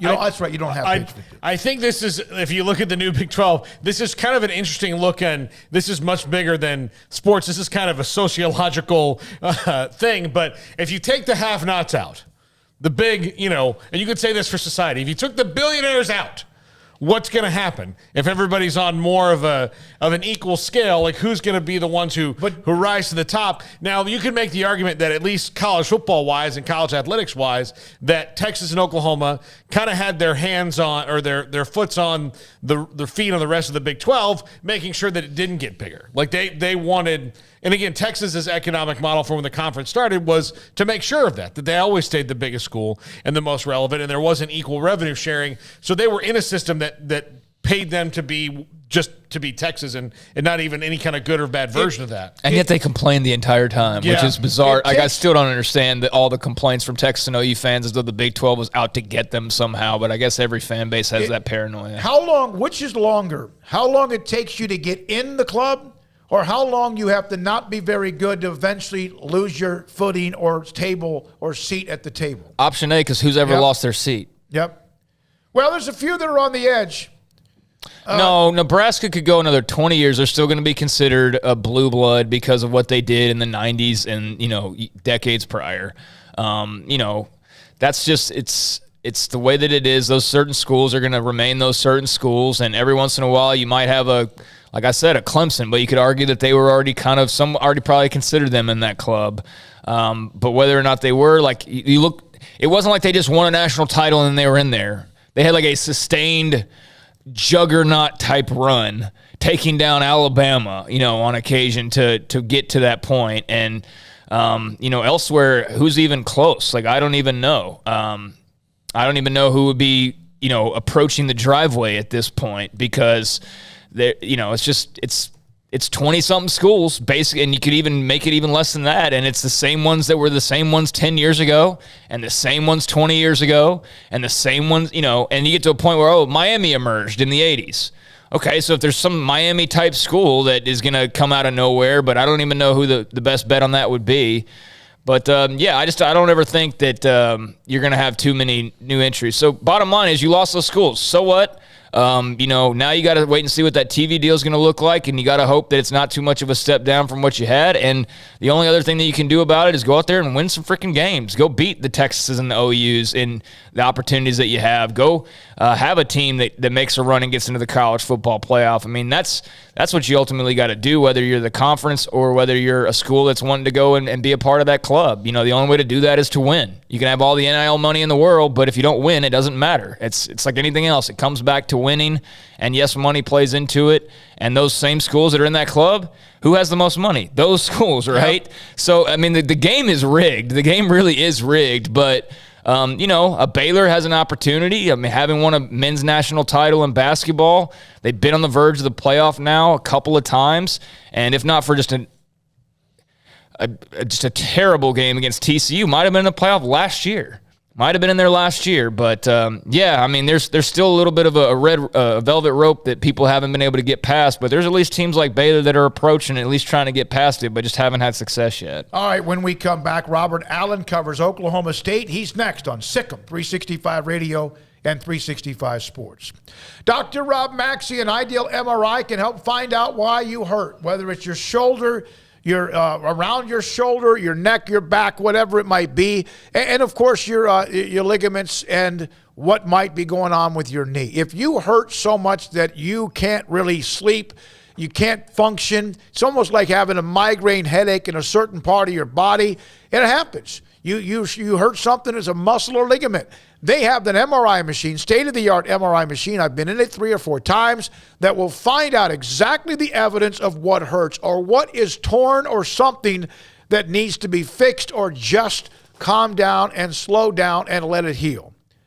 And doctors know about it throughout wherever you might be. If your doctor says we need to get an MRI, I've even had doctors at various systems tell me, yeah, I would go to Ideal MRI. $497 or less every single time, and the average MRI is $1,100, and they have the same kind of MRI machine you'd want. It is absolutely state-of-the-art. Techs and specialists are incredible. Doesn't take much to get an appointment. You don't have to wait in line for a long time, and they might even, well, not might, they've done this for me, help stay open a little bit later after the show so I can get over there to get an MRI. It's idealmri.com. At Allen Samuels, we're bringing great savings during the Memorial Day sales event on the award-winning, year-after-year new 2022 Ram 1500. Get up to $7,000 in total values or $2,500 bonus cash and 0% for 60 months. These great deals are for a limited time only at Allen Samuels in Waco. First responders get $500 extra cash. Come shop the huge new car and truck inventory today. How did Edward Jones become one of the biggest financial service companies in the world? By not acting that way. Financial strategies, one-on-one advice, it's a big difference. And that's why Brad Wilson, your Edward Jones financial advisor, makes sense of investing. Experience the difference for yourself. Brad Wilson, 250 Sharon Drive in Woodway, 254-776-4337. Edward Jones, member SIPC. From the first workout to the last practice, sports is an incredible challenge. Hi, this is Dan Ingram with the First National Bank of Central Texas, and we're proud to support each athlete, every parent, and our educators. From families, small businesses, to the biggest industry, we're here to help. With remarkable products like instant issue debit cards free at all of our banking centers, we've got banking ideas that fuel big dreams. The First National Bank of Central Texas. Familiar faces making local decisions. Member FDIC, Equal Housing Lender. Shorty's Pizza Shack at 12th and Bagby is a homegrown, family-owned and operated must-visit pizza place in Waco. Fantastic pizza by the slice or get the whole pie to share. Great happy hour specials every single day, and it's not just pizza. Great wings. You have to try the Sikkim sauce, chili cheese fries, pizza pillows, and more. Dine in for a great hangout or carry-out. Order online at shortyspizzashack.com or do yourself a favor and bring your crew to the restaurant at 12th and Bagby. Shorty's Pizza Shack. Tell them Paul sent you by.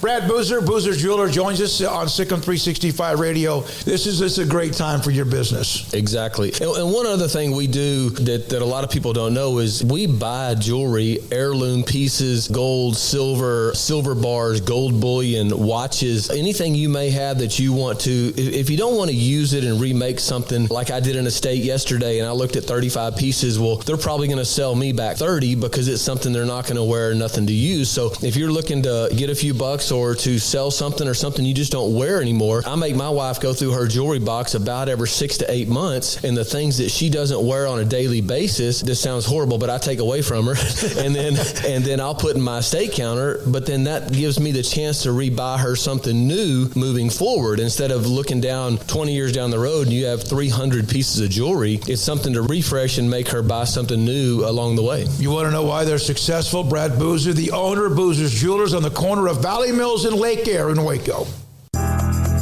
Riverbend Liquor and Wine, Lakeshore Drive, North 19th Street, right behind the bank, is a hidden gem in Waco. If you're a fan of bourbon, especially local Texas bourbons, that's where you gotta go. Balcones, TX, Devil's River, whatever it is, they've got it. Riverbend Liquor and Wine, plus the best selection of craft beers in Waco, seasonally churned out throughout the year, whether it's spring, summer, fall, or winter. Riverbend Liquor and Wine, best selection of craft beers, a speedy drive-through window, and excellent customer service. Find out more on Instagram or just go by and see them. Lakeshore Drive at North 19th Street behind the bank.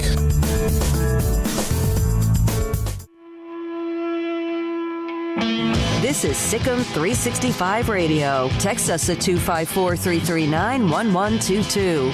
The Sikkim 365 Radio text line is sponsored by Riverbend Liquor and Wine, with the most extensive variety of craft beer in Waco. A hidden gem on Lakeshore Drive and 19th Street. Robert Allen, sideline reporter for Oklahoma State, but very much involved in what he does, talk shows and much more.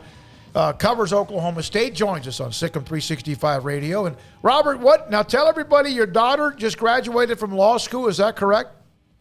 Yeah, we were down in Houston, which, I mean, Houston's okay. I just, when you live in Edmond, Oklahoma and commute to Stillwater and you go into that Houston traffic, that's kind of tough. But, we were down there.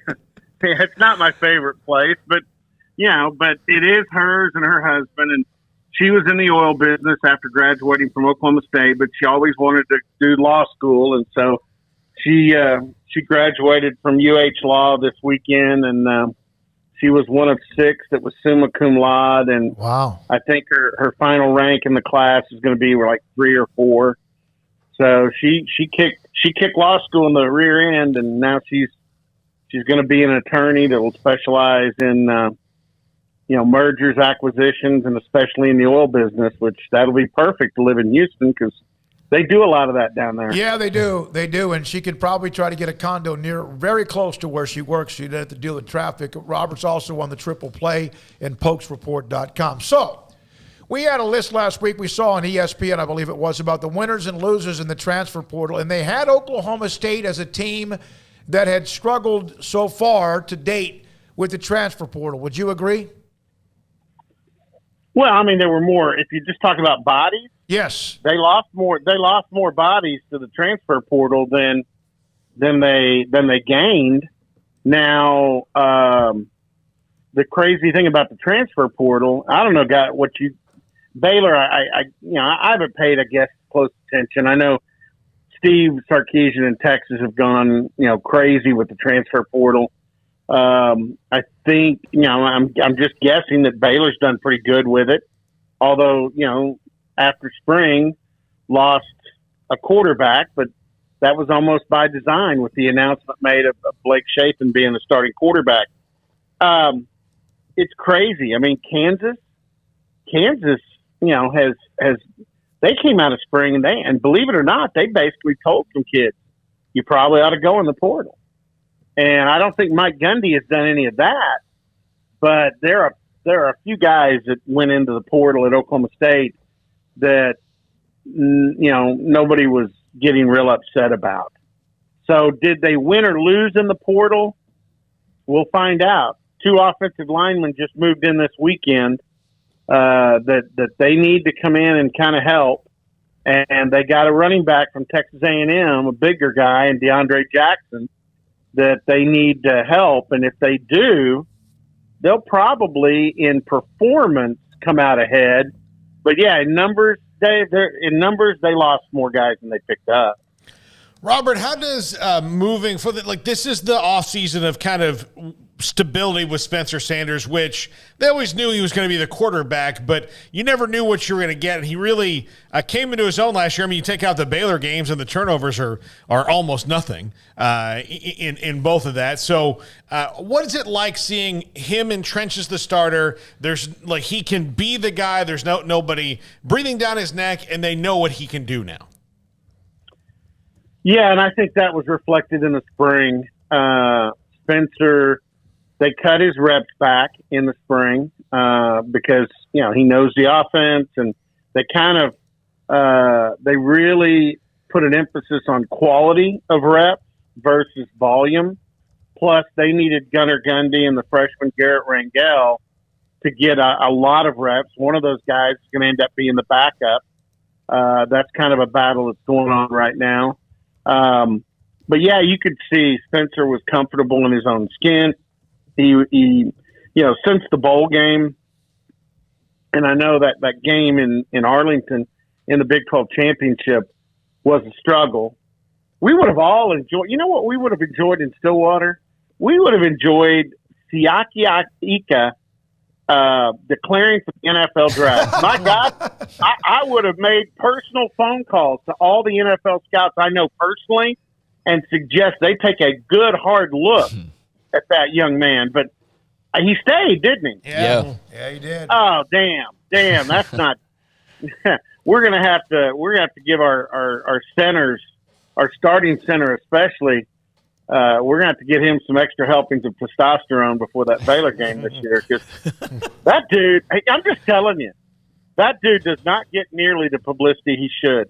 If you go back, and I had, you guys know Craig Way at Texas. Craig had told me, he goes, go back and look at our video with Baylor.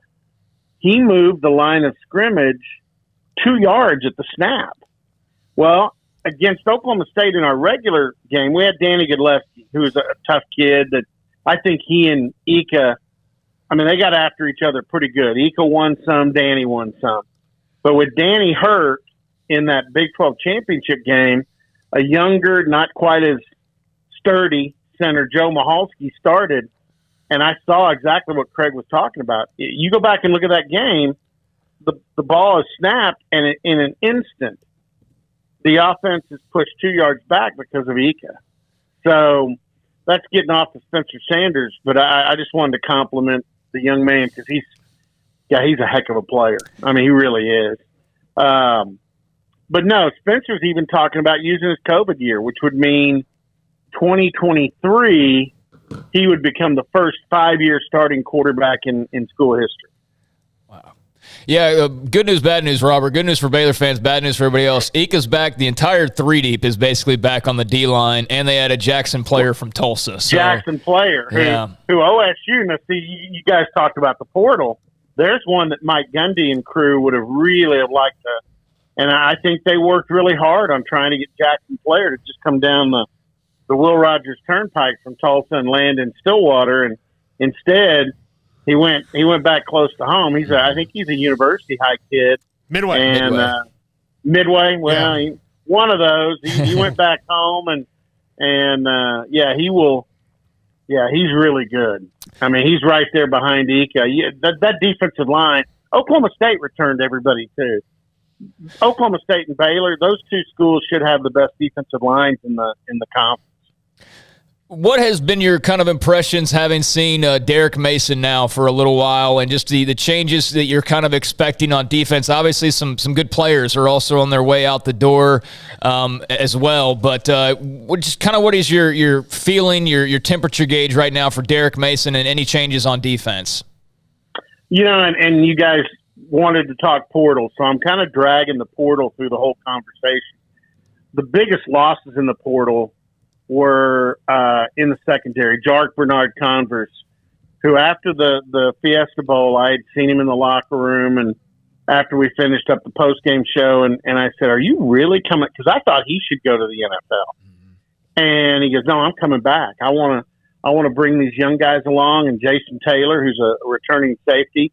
Jason and I are going to be the mother hens. The secondary will be really good next year. And we already knew Tanner was going with Jim Knowles to Ohio State. And then shortly after school starts in Stillwater, I find out that Jark's thinking about going in the portal. And I'm like, what the heck happened? Well, he's from Louisiana, and that guy that took that job at LSU that can't dance worth a lick, apparently he does know how to tamper. And some of that went on. And at the very end, Jark kind of left the building saying, I don't want to go, but I can't turn this down.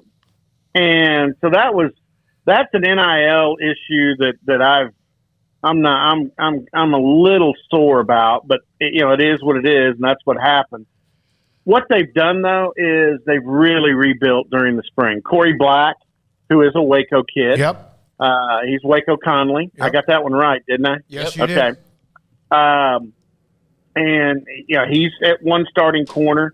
Jabbar Muhammad, a former DeSoto kid, is at the other. And Jabbar has made that cross, guys, from being a cover corner that doesn't have to look around after the play's over to see if the official thought he interfered. He is so good at his technique and so good at coverage that you feel pretty good. Now, they're going to need some depth there. The safeties, they were able to rebuild that. Linebacker, probably, you can't. There's going to be a drop-off from Malcolm Rodriguez and Devin Harper. There just is.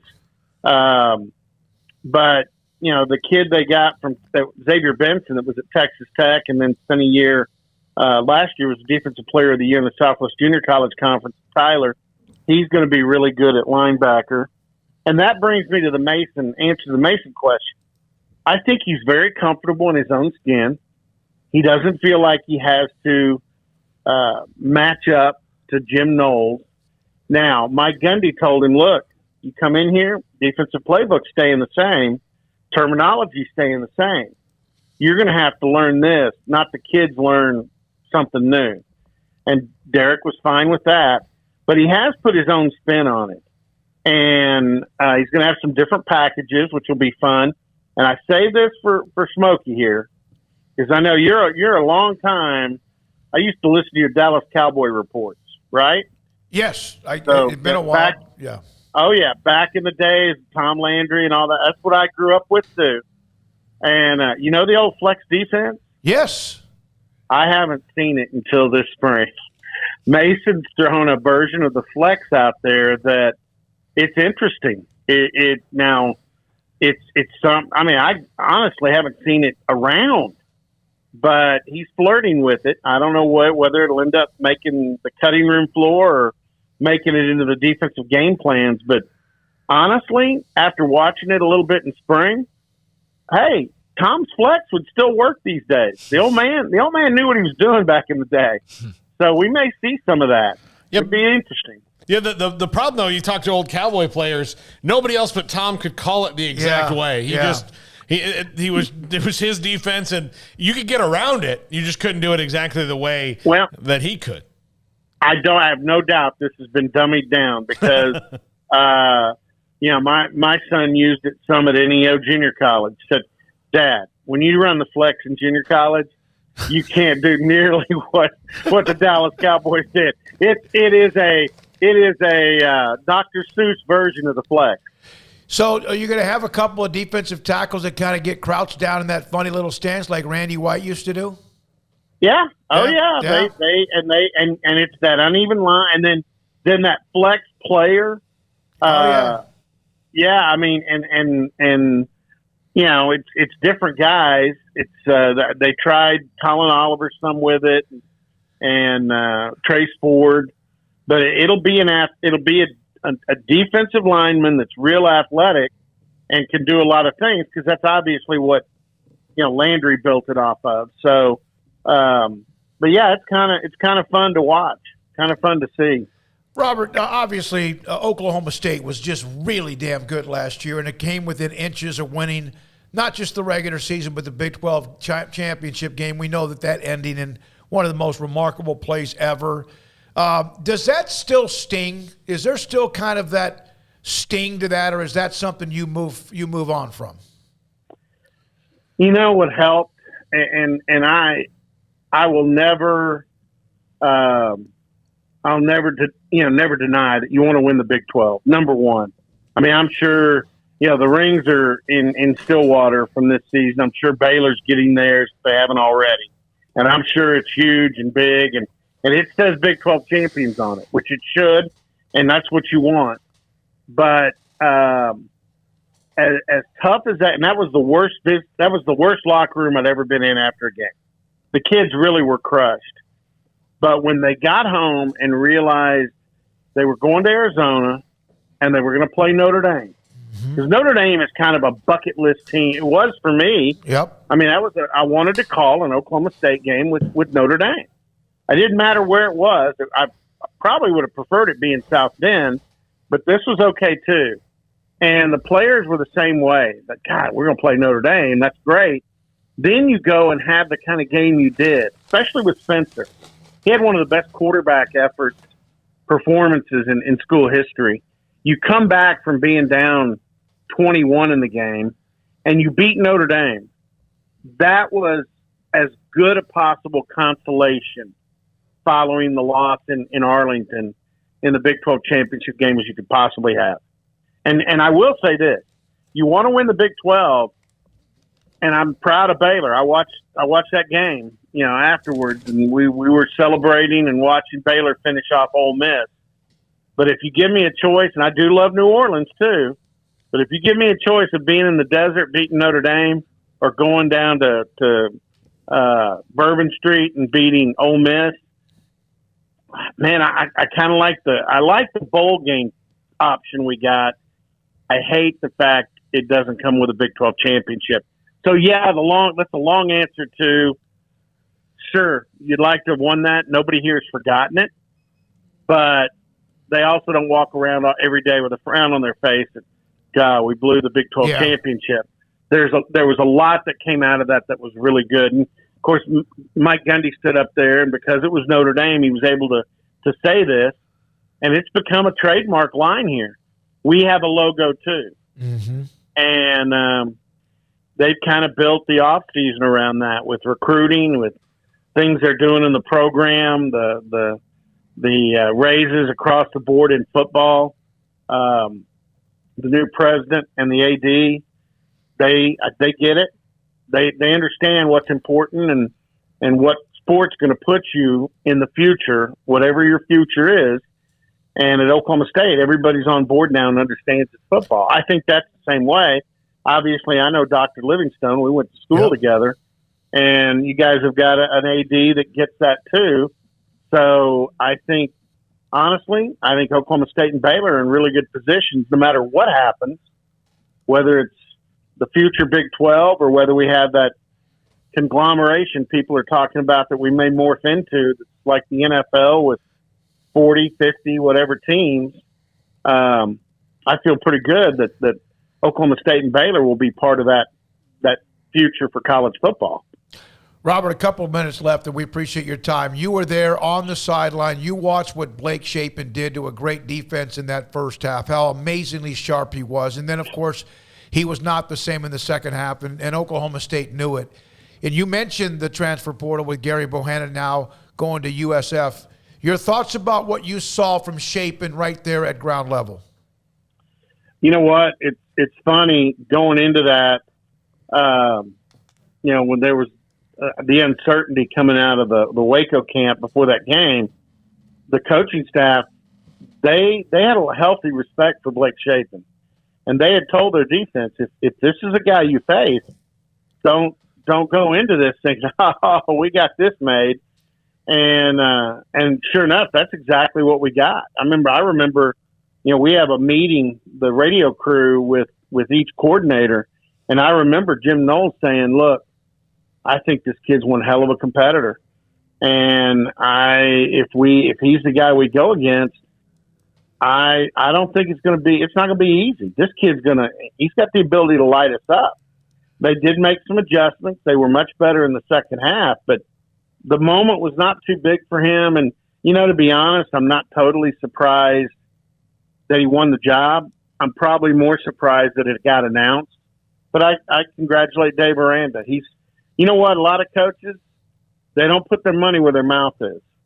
They'll say one thing and then they'll do another.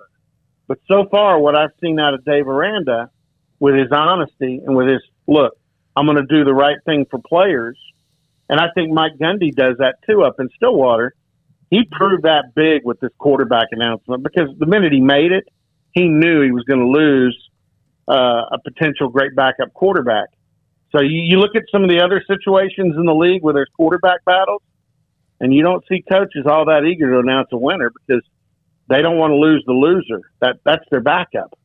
So, I have a lot of respect, and I'm sure that Blake Shapen's going to have a tremendous season. Hopefully, he'll stay healthy. But from what I understand, Baylor's got good options right now in the quarterback room, even with losing their starter from last season. So, Robert, thank you, man. We appreciate it. Yep, it seems like that's the case as well. He came out and won the job in the spring as well. That forced the transfer with Gary.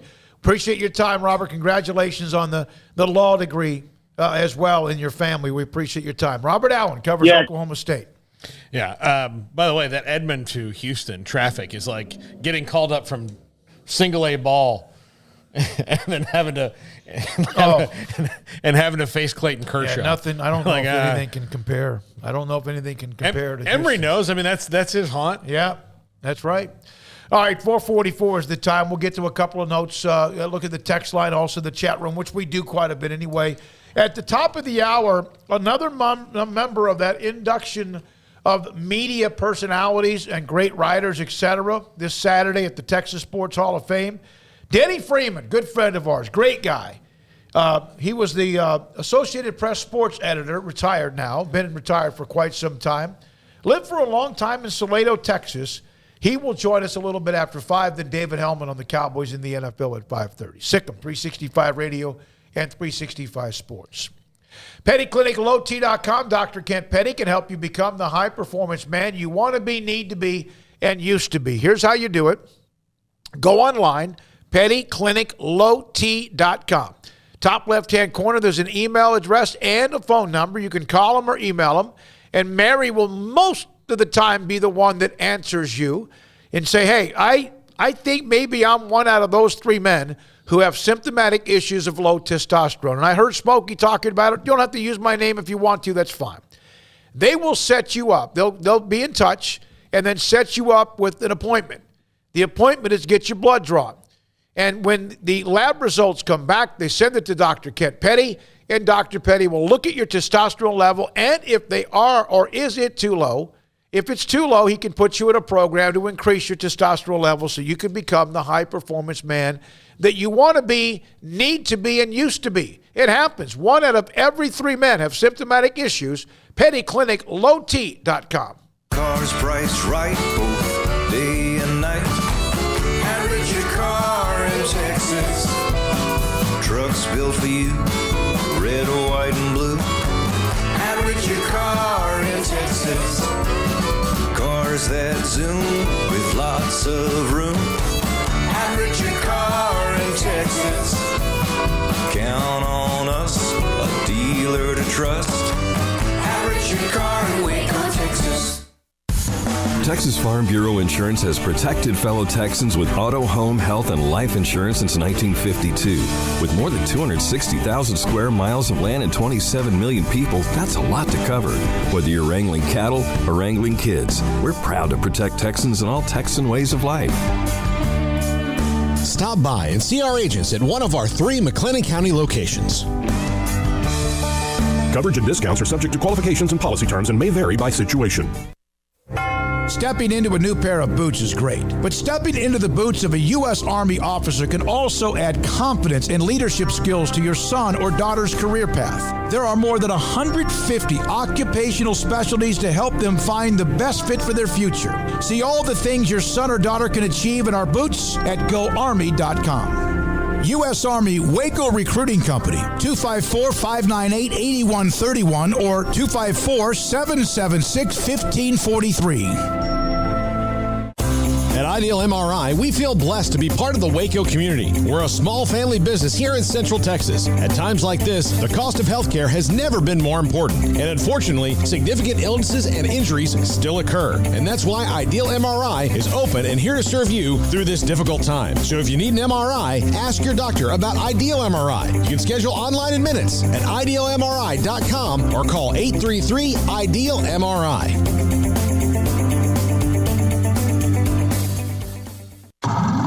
It's plain and simple. Waco Custom Marketplace is the one-stop shop for what you need for tailgating, from charcoal, cold beer, and wine.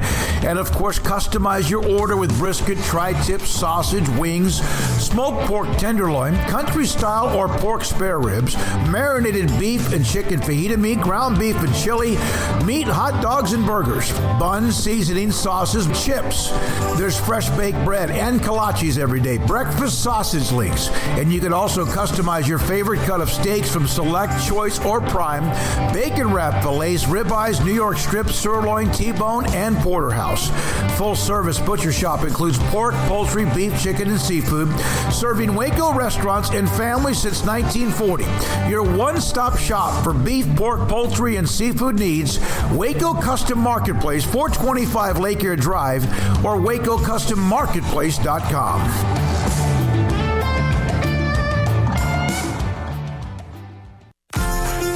Automatic Chef Canteen is a full-service micro-market vending and office coffee provider with state-of-the-art vending equipment, a wide variety of products, and offering custom-fitted micro-market vending office coffee solutions for your employee break room.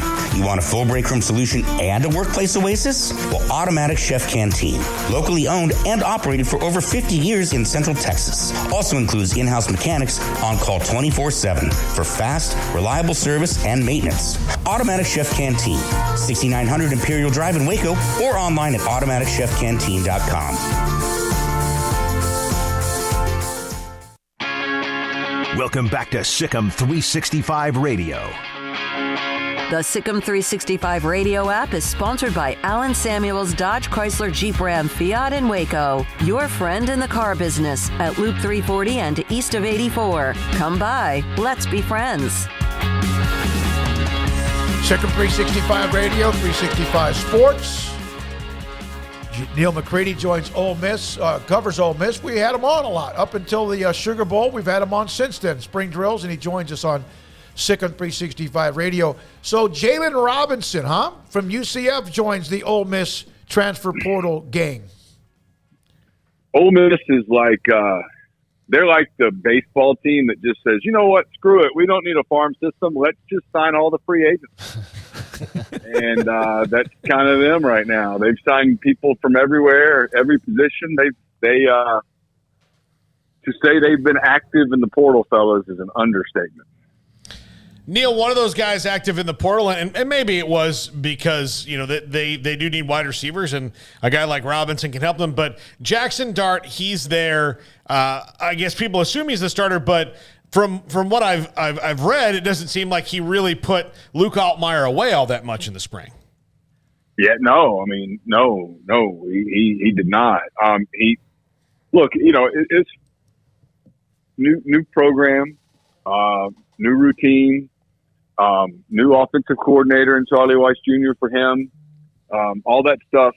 He had his moments, but he also had a lot of bad moments too. Was kind of turnover prone.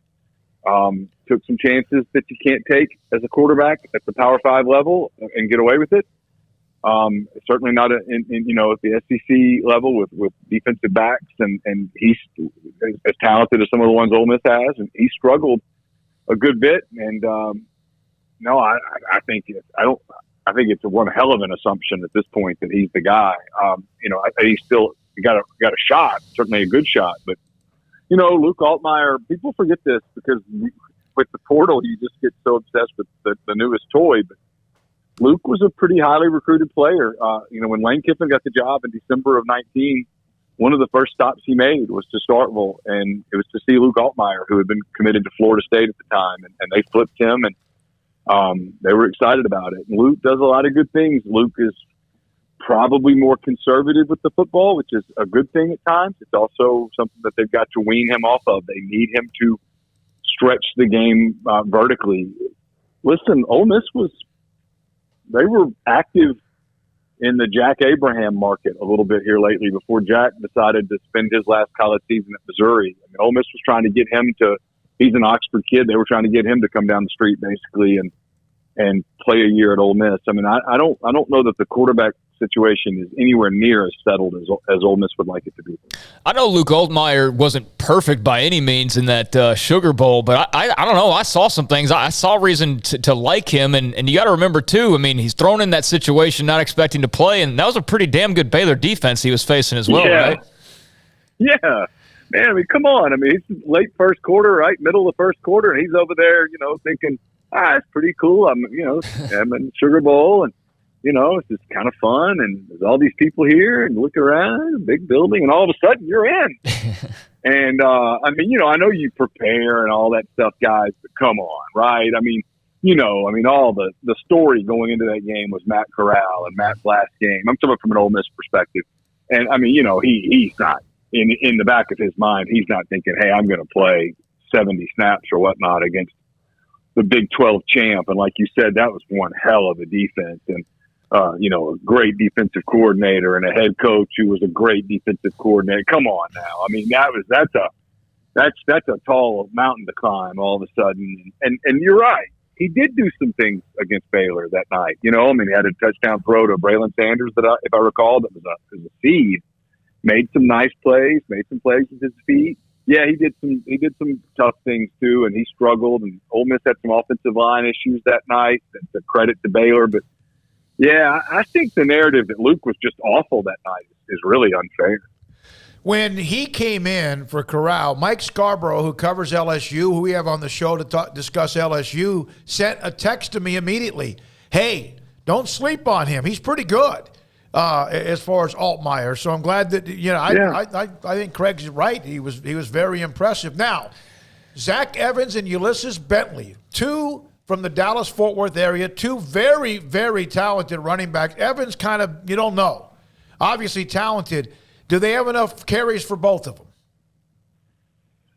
Yeah, I think so. And I think, if you look at Zach throughout his both high school and college career, he's had trouble staying healthy. You know, he's had some games where he's been the workhorse, and he's had a hard time getting through a season. So I think they'll be judicious with his carries. They brought Bentley in, who's a change of pace guy, a speed guy who can really make things happen in the open field. And then they have another couple of backs that they like, including a freshman, Quinshon Judkins, that they signed. Believe it or not, guys, they signed a high school player who's going to come from high school to college and play. It's a novel concept. They brought him in, and they like him too. So yeah, I think Evans is going to be their guy, but they've got enough guys to take some of the load off of him when that's necessary. And you guys have seen it. He's really good. Zach is. I mean, he's got a chance behind what I think is going to be a pretty solid offensive line. He's got a chance to make some noise in the SEC. I think Zach Evans probably, because he's a different kind of guy, Neil, as I'm sure you've seen, and yeah. I think maybe the pick of Lane Kiffin to me can speak Zach Evans, maybe more than a lot of coaches, right? I think so. We say different, and you're right. He's different. Different kid, but different's not always bad if you have people who can communicate with him and understand him. And I think you're right. Lane's a different cat too. So, they probably can kind of speak the same language, like you said. And look, every running back you've ever been around, if they're opening holes for you and they're giving you the ball and you're getting yards, you're typically pretty happy. I think, it's the most misunderstood part about Lane Kiffin as an offensive coach is that for whatever reason, people continue to do this narrative of, oh yeah, boy, they're pass happy and they throw it all over the place. No, they run the ball a lot in Lane Kiffin's first two seasons at Ole Miss. And he ran the ball a lot at Alabama. He ran it a lot at FAU. He's not only balanced, they tip run game a little bit. That was a misconception with the Art Browse offense. And then you got the Jeff Lebby connection there, but everybody thought all they do is throw the ball. It's like, no, they had a damn good running game. Like, they would run over your face. That was kind of the setup. The throws were the setup to run over your face. But, Neil, what was kind of the theme of spring? Obviously, disappointing end, a changing of the guard with Matt Corral no longer there, as well as some other stars from the past few years, some changes on the staff. What was kind of the theme, if you will, of spring football for Ole Miss? Yeah, it was just so many new faces. It was like an orientation. I mean, they've got so many new guys, new coaches, like you said, lots of new players on both sides of the ball. After two seasons of, where there's no question who the quarterback is, suddenly there's a lot of questions about who the quarterback is. And they had a really successful season last year. I mean, Sugar Bowl notwithstanding, they know they ran into a buzzsaw that night, and that certainly in the way they wanted it to end, but I don't know that it takes away from the success that they had. But you've got to move on from that, as I'm sure Baylor's talking about, right? I mean, what happens in 2021 is great, and it's awesome, and you get the rings and the memories and stuff, but I'm not sure what it does for you moving forward if you're not ready to go. And so there's a lot of that. I just think this is a program that has I think they've positioned themselves to compete. I think Lane is doing it in a little different way, and some people are having to sort of adjust to the idea of this team building as opposed to program building mentality. And this is a really interesting season coming up because the way Ole Miss's schedule is set up, guys, I don't know if you've looked at it. Their schedule is really favorable out of the gate, and it is really unfavorable in the close. I mean, their last 4 games, Alabama at home, at Arkansas, at Texas A&M. I don't have the order right, but and then I think it's at Texas A&M, then Alabama at home, then at Arkansas, then Mississippi State at home. I mean, it is a tough slog down the stretch. So they've got some time to figure out who they are, but they better do it because if they're not a really good football team come late October, it's going to get rough. Yeah, and if Auburn or LSU jump up where they're capable of doing because they have done it before. No, I'm not saying national championship level, but both those schools get a little bit better. You're talking about it could be a battering ram of Auburn, LSU, A&M, Alabama, Arkansas, then, of course, as you mentioned, but Mississippi State, the chance to be really, really pretty good. The Lane Kiffin thing, he's done a great job. He really, really has. I mean, he's quirky and all that, but it seems like that he's got that fan base excited, right? They showed up in droves wherever they go. Yeah. I mean, look, he's made them relevant, if nothing else. I mean, last year they were a whisper away from being sort of in the playoff conversation, right? I mean, if they had not lost that game at Auburn where some of the injuries kind of began to pile up on them, they would have been at least in the conversation somewhat. And look, you guys aren't having me on if this is a 5-7 type of program. You're not talking Ole Miss football in Texas in middle of May. I mean, the fact that Lane has made Ole Miss part of the national conversation speaks to the job that he's done. Neil, I saw Kiffin make some comments, I guess a couple weeks ago about NIL. I know he's made various comments. They've obviously feasted on the transfer portal and have had success with NIL. What do you think is he really all for rules changes? Do you think that's just lip service? Where do you think he kind of falls in all that? You're asking me to read Lane Kiffin's mind? Yeah, sorry. Yeah, I mean, sorry. Yeah, I mean, it's just a windy. I don't know. I think he knows where he is. He's at a program where if NIL is going to go unchecked, he can't compete at the high school level. Most people can't, guys. I mean, listen, I had a very prominent college football person tell me that if NIL went unchecked, meaning it's a free-for-all. I know that we give lip service that you can't use it as a recruiting tool, if you will. That's utter BS. Come on. Right. I mean, give me a break. That's the most ludicrous. Anyway, he said, there's going to be 3 programs that are going to emerge as national powers: Texas A&M, and USC. And I mean, hey, look around. I mean, that's kind of what's happening. And that's why Nick Saban's whining, frankly. It's why Kirby Smart and Nick Saban both, the day before they played the national championship game in Indianapolis, got on there talking about NIL, went to the podium and used that pulpit to talk about NIL that day. I mean, they know that even programs as prestigious and powerful as Alabama and Georgia are going to have a hard time staying at the very top of the mountain in an unchecked NIL world. Well, Lane's been at Alabama. Lane's at Ole Miss now. I mean, he knows the score. It's one of the reasons that he has dived as deep as he has into the transfer portal. It is a way to get a Zach Evans to Ole Miss. I mean, they tried to get Zach Evans out of high school to Ole Miss. They weren't able to do it. They tried to. You weren't going to get a Jackson Dart out of high school to Ole Miss. Certainly not in this environment. I mean, they're struggling. They can't get Arch Manning to take them seriously. I think Lane's just being honest. The one thing I really appreciate about Kiffin, and he's quirky and all that stuff, but if you ask him a big picture question, I do think he tries to give you a heartfelt, big picture answer. And I mean, he keeps saying it. It's just become professional football, and he's exactly right. There's no way around that. If you're at a Power 5 program, this is pro football now. Neil, you mentioned Arch Manning. How bad would the Ole Miss fans take it? I mean, most of the teams that he's looking at are in the SEC or going to be in the SEC. Would they take it if he did wind up at another SEC program? I think they at this point assume that he will. You know, most of them are fine with it. They realize that it just wasn't meant to be for any number of reasons. I think there's some people that are irritated or frustrated or disappointed or whatnot, but there hasn't been some insane backlash about it. I think there's been an acceptance that it's not going to happen, and I think there's also a sense of comfort that comes with Lane Kiffin has always been able to take whatever he gets at quarterback and make it work. Neil, we appreciate it, man. It's great talking to you leading up to the Sugar Bowl, even last year when Ole Miss was doing well, and also now. We appreciate your time. Look forward to the upcoming season.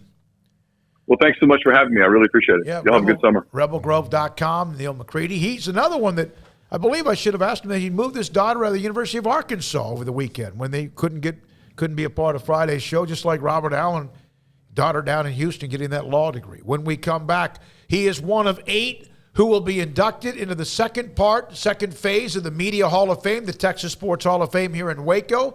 Former AP sports editor Denny Freeman, next on Sikkim 365 Radio, 365 Sports.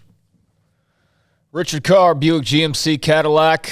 They are the people that you can count on. Here in a couple of weeks, I'll be taking my car over to Richard Carr to get some dings fixed up because I actually had some debris this time around that knocked a little panel loose and eventually fell off, and so I've been waiting to get that fixed, and here in a couple of weeks I will have that fixed, and I'll have it fixed over at Richard Carr, even though that's not even where I bought my car from. But I know that I can count on them because the last time I had an issue with my vehicle, somebody bumped into me, ran into me, scraped my car all the way up.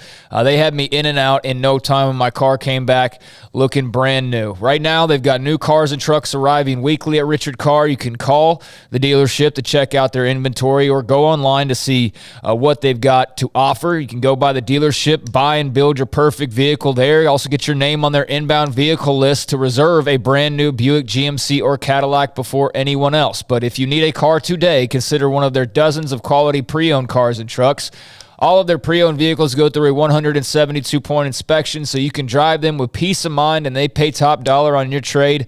With dozens of lending options, they say yes to loans when others say no. So go online or come by to check out the inventory at Richard Carr today. With over 23 years serving Waco, Richard Carr Motors has offered award-winning service from their collision and service center. As I just mentioned a few moments ago, I can vouch for that. And they are the dealer you can count on for a great deal and superior service for the life of your car. So trust the good local people you can count on. Over 23 years in Central Texas. Run by proud Wacoans, proud Baylor Bears. Log on to richardcarr.com today. Call now or go see them now off Highway 6 at the Imperial exit.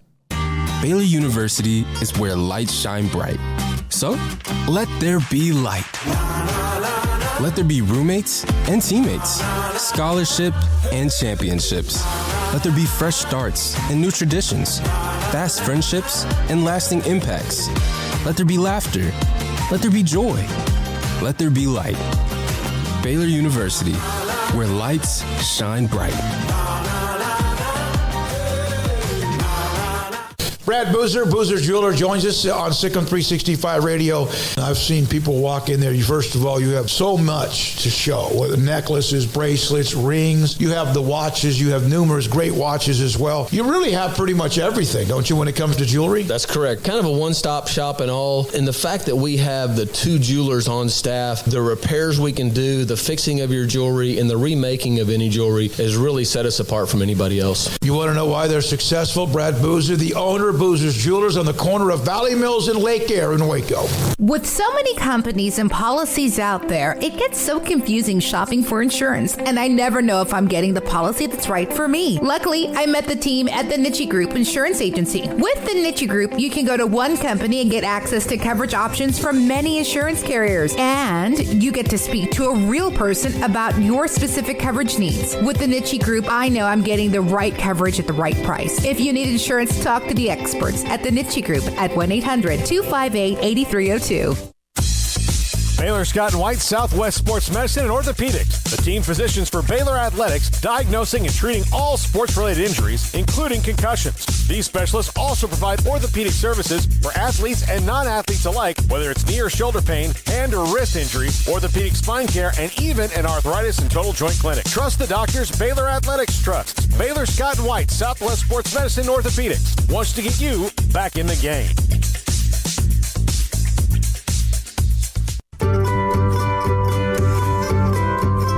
You want to know why Stonewood Dental is so successful? Listen to what happy customers have to say. It's pleasant. It's different than any other dentist's office. I really feel like they care. And it's not that you're here for 2 hours waiting on someone to take care of you. It's quick and easy, and I bring my kids, and my kids love being here too. They really love the treasure box. Staff is really nice and accommodating, real friendly. You feel more like home. It's not sterile looking. Everybody has their own personalized rooms with decorations and decor, and they'll even have a blanket for you when it's cold. I've recommended people to actually come here, and they are patients now. I really love it here. It feels like family. Learn more, stonewood-dental.com.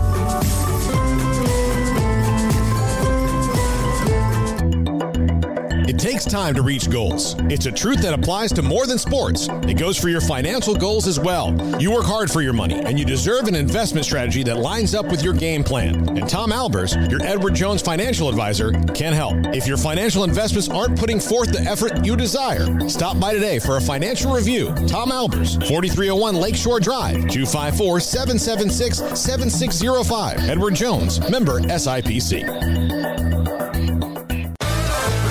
Welcome back to Sikkim 365 Radio. Into Kleba, who rejects his shot, and it's picked up by Brunson, tipping it to Dinwiddie. Here comes Dinwiddie up the middle to the top of the arc, and will pull up for three, and hit. The 5 o'clock hour is sponsored by Edward Jones Investments with financial advisor Tom Albers, staying in touch with you and your money through these difficult and changing times.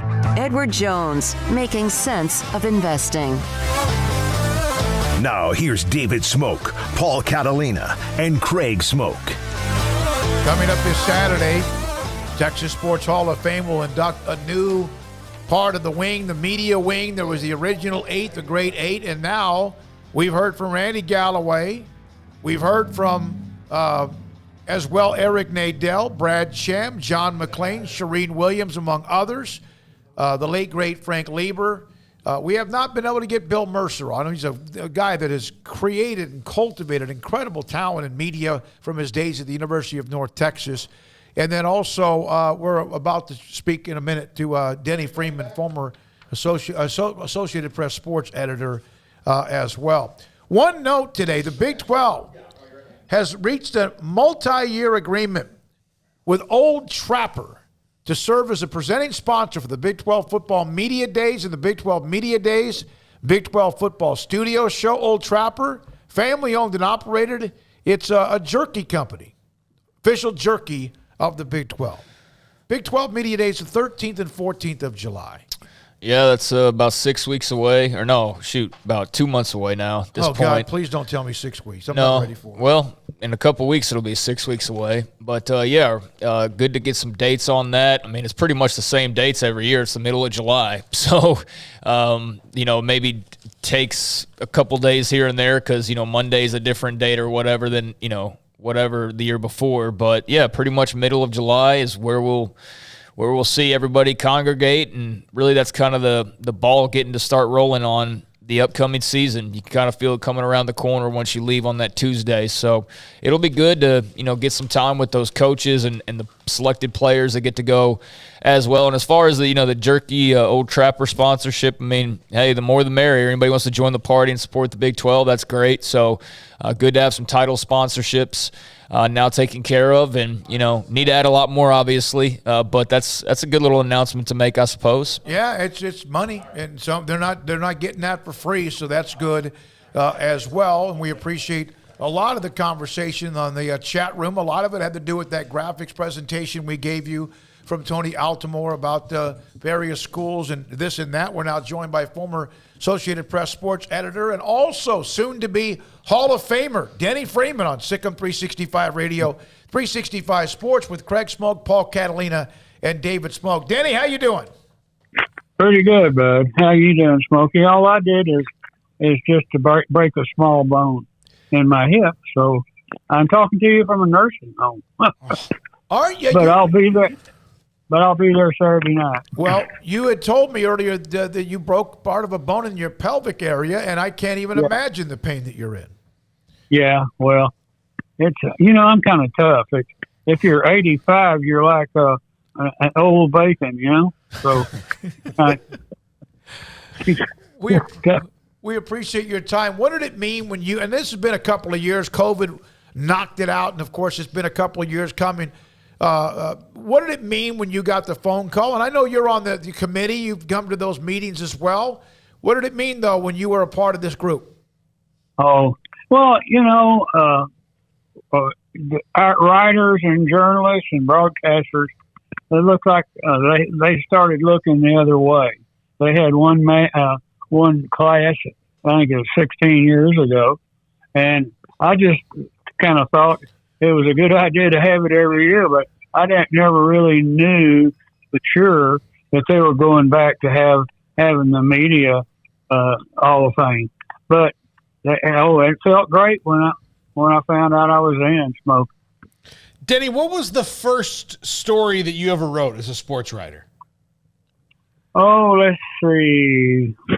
As a sports writer, now that's okay. I was working for UPI in Dallas and covered a Davis Cup match, and I guess that was the first one. And then AP called and wanted me to come over and be a sports editor. So I went over to the AP, and the first story I covered there was the Cowboys and the Cotton Bowl, But it was always something. And then ice hockey came to town. I had to read up on that. It's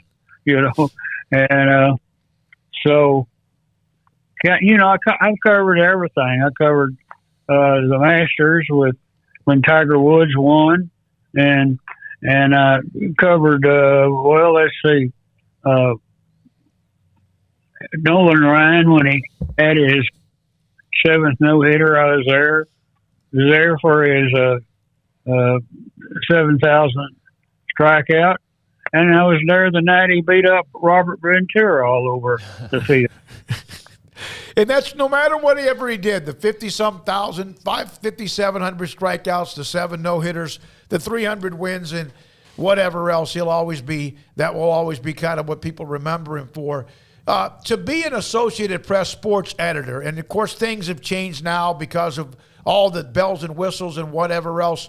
Kind of what was your role, Denny? You covered events as well, but a lot of other things that you had to do with that as far as other stories that you had to kind of help decide and where they went?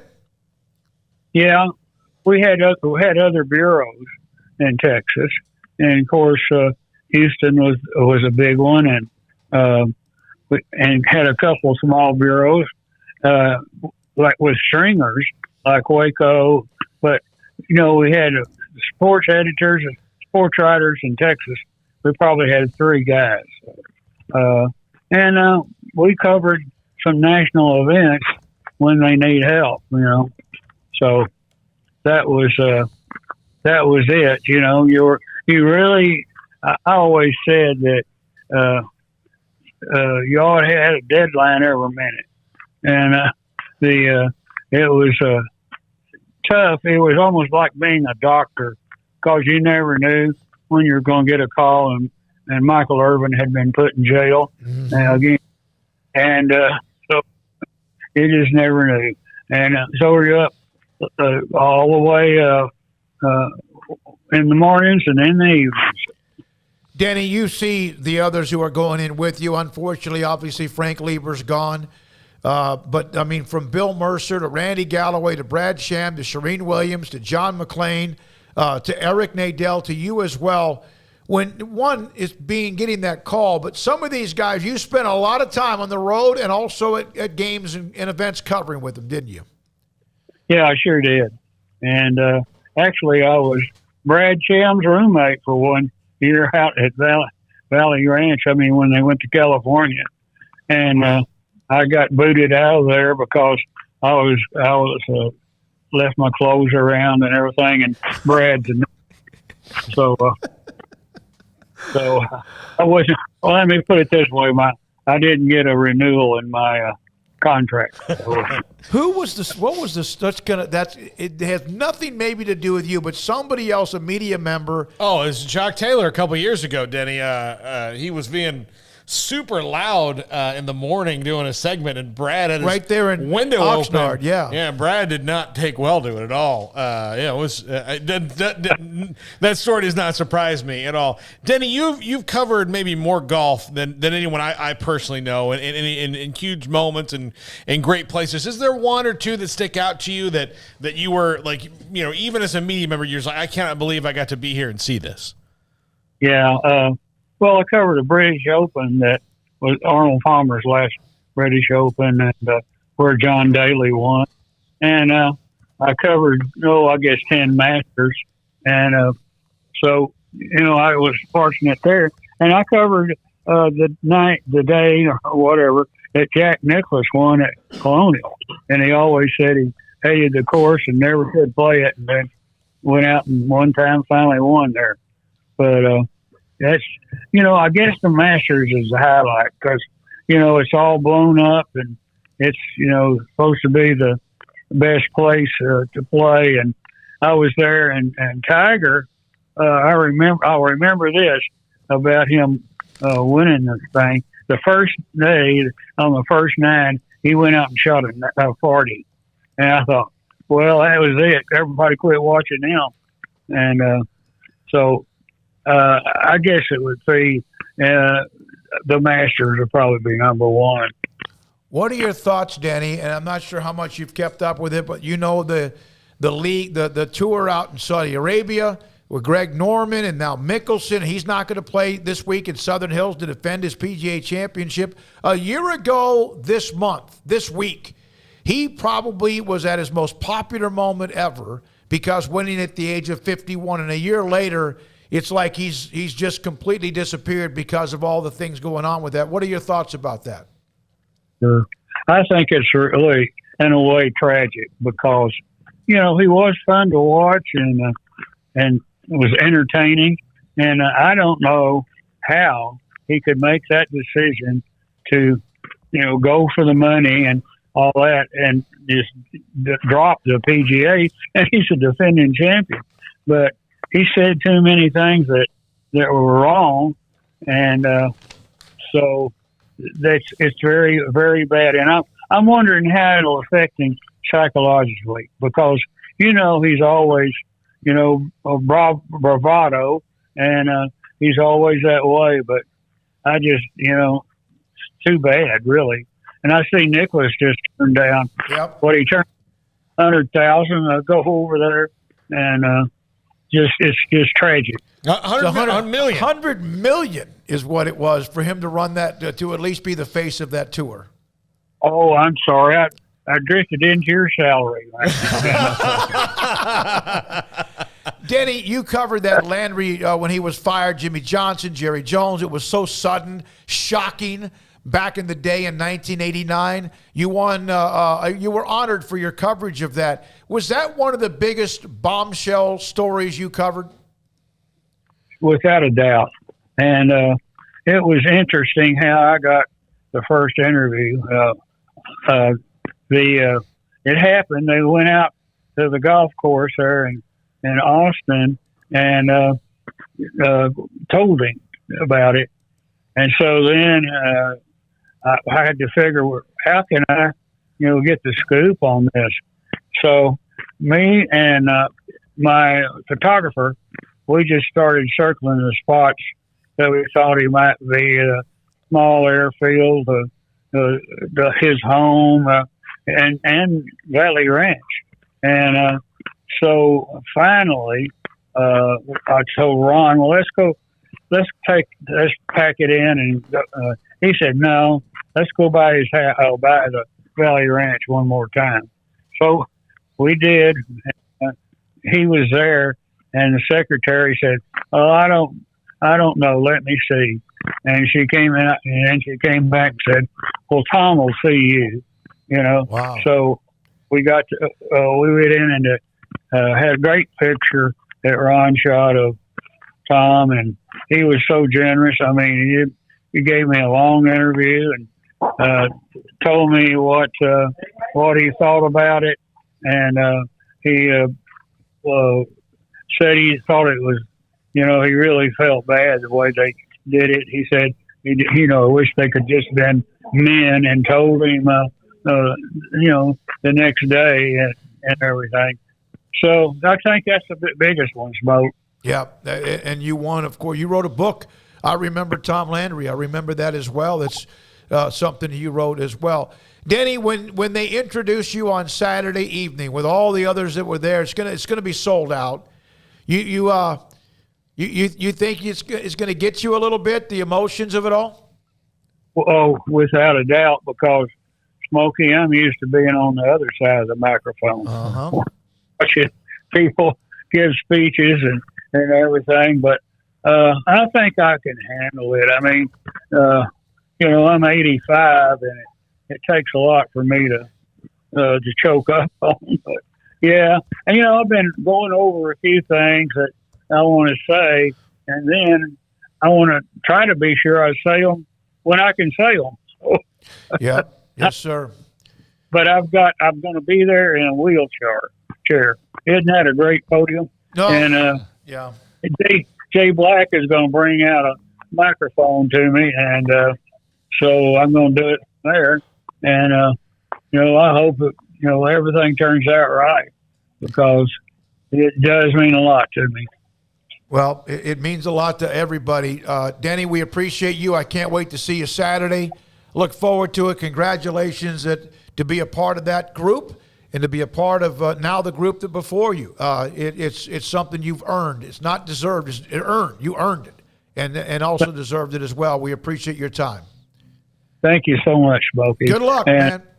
Glad to talk to you again, buddy. Take care of yourself, please. Again, that's Denny Freeman, former longtime Associated Press sports editor. He joined it after working at the UPI, which is no longer, I don't even think it's in existence anymore, in AP There's some in schools 1967. that still claim UPI national championships. Yeah. So. Well, that became, I think, the BCS. For example, in 1970, you used to win the Associated Press and the UPI, and for a long, long time, one of them did not count bowl games. When the season was over, you were the national champion no matter if you won in your bowl game or not. Yeah. So it's like the Heisman of national championships. Yeah. I have a special place in my heart for Denny. When I first started in radio, I didn't know if I was good at it or not. I mean, you think you're doing okay, but people see you on the street and they're like, I like your show, and that's great. You want people to like it, but I needed somebody who was like in the business to tell me. And Denny was the first person who ever complimented me that I had met, and then had met him, and he knew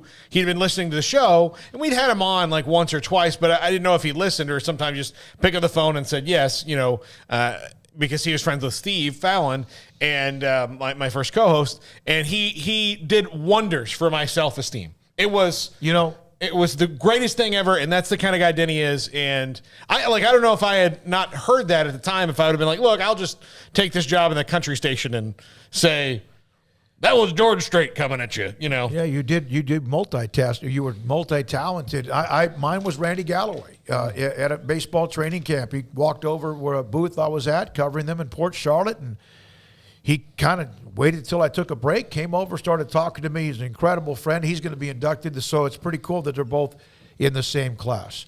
It is 5:27.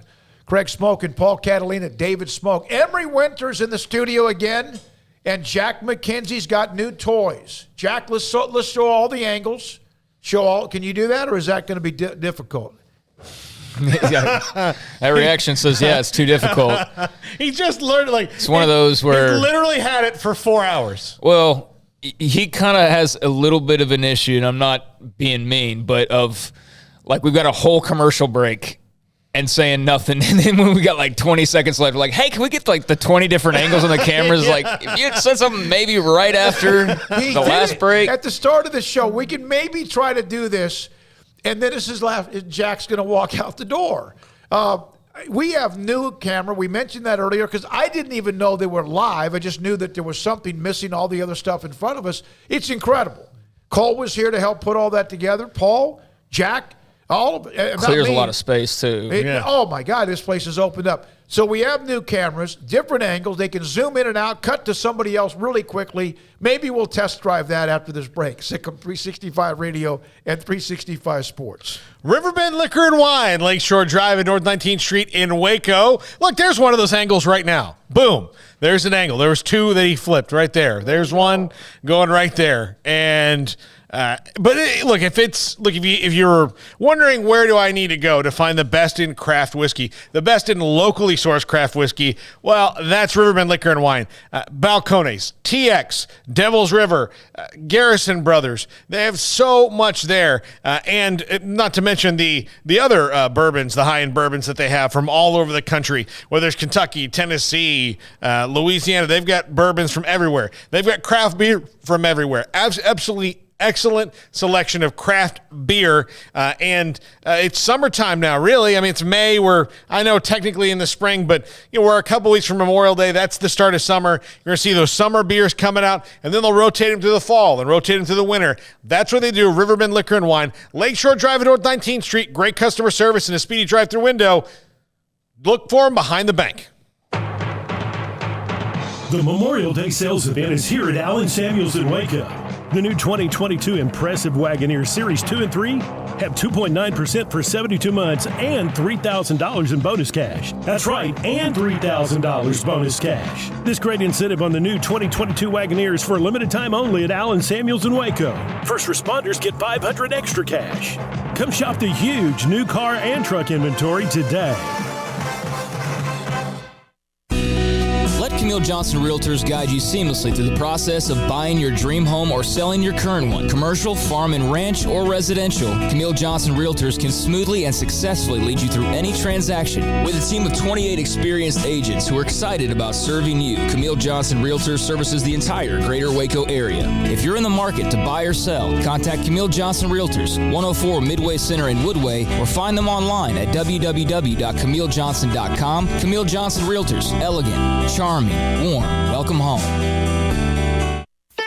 Don Humidor, your home with a 48-foot walk-in humidor with the elite cigar brands from around the world, including the #1 cigar of the year, Aging Room Cuatro Nicaragua. Plus, they have the great brands like Macanudo and Artur Fuente, Rocky Patel, Aston, and so much more. CBD, great for sore muscles, aches and pains, sleep, Vita Dreams, and anxiety, mild depression, general health and wellness. Their staff very knowledgeable on the subject. If anyone is curious about CBD, ask Carol and Ashley. Don Humidor in the Townwest Shopping Center off Valley Mills in Waco. The secret to living your best life is pizza, obviously. Golden crust made from scratch, 3 fresh signature cheeses, and the toppings, crispy old world pepperoni, savory Italian sausage, bacon. That's called a dream team. Find everything you need to live your best life and more at Marco's Pizza. Owner Bob Mock has been delivering pizza since 2001 and is the proud owner of 4 locations in Waco, Belmead, China Spring, Woodway, and soon to be open in Robinson. Marco's. Pizza lovers get it.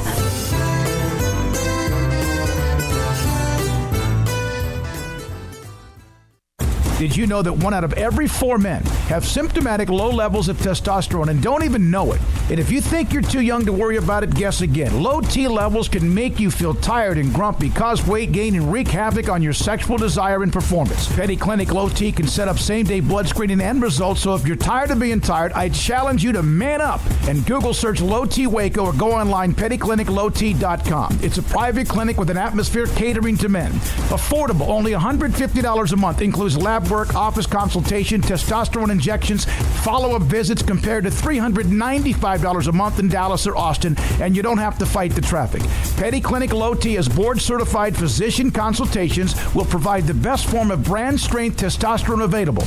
Contact Petty Clinic Low T today, just off Highway 84 and Old Hewitt Drive in Woodway. Petty Clinic Low T, helping men become the high-performance men they deserve to be. PettyClinicLowT.com or Google search Low T Waco.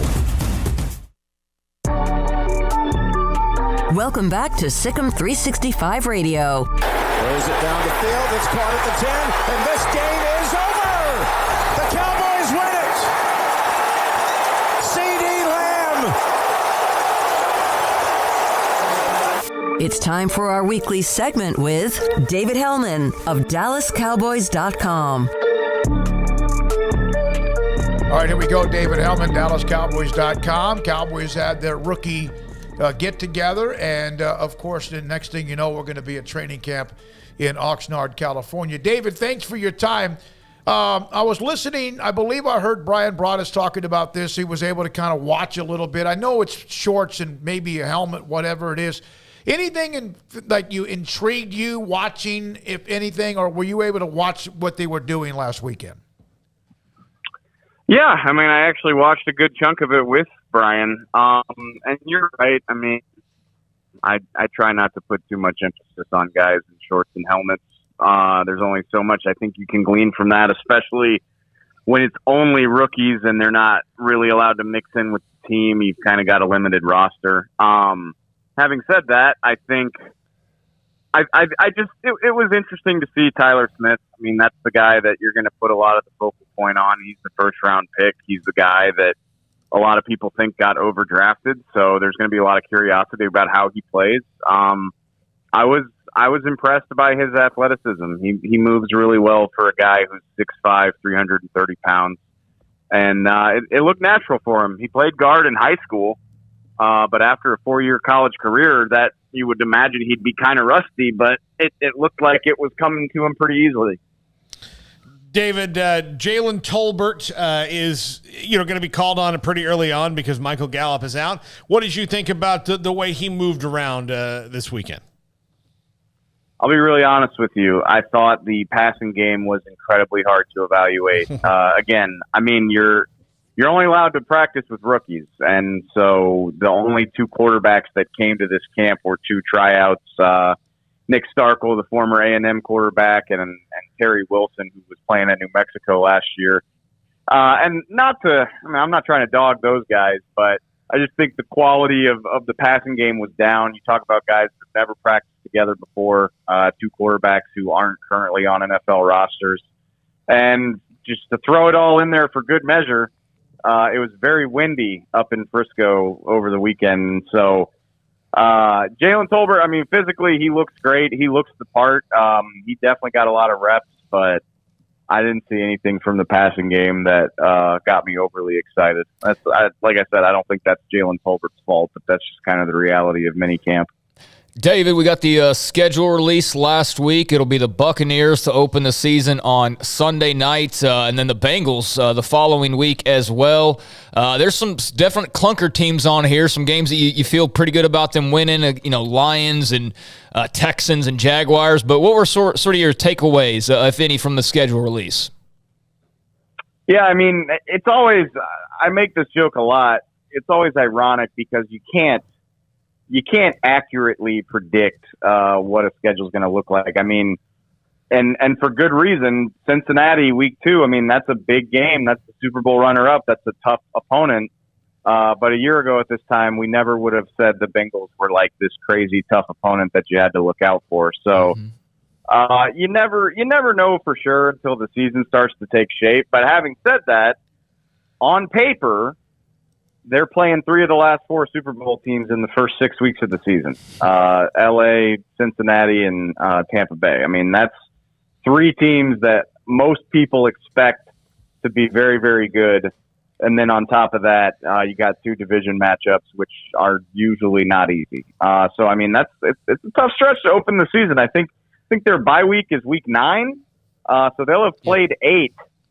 They got their work cut out for them to be at or above 500 heading into the bye week. I just think, for a lot of reasons, it's going to be tough sledding there, and we should get a good idea of how good they are pretty quickly this season.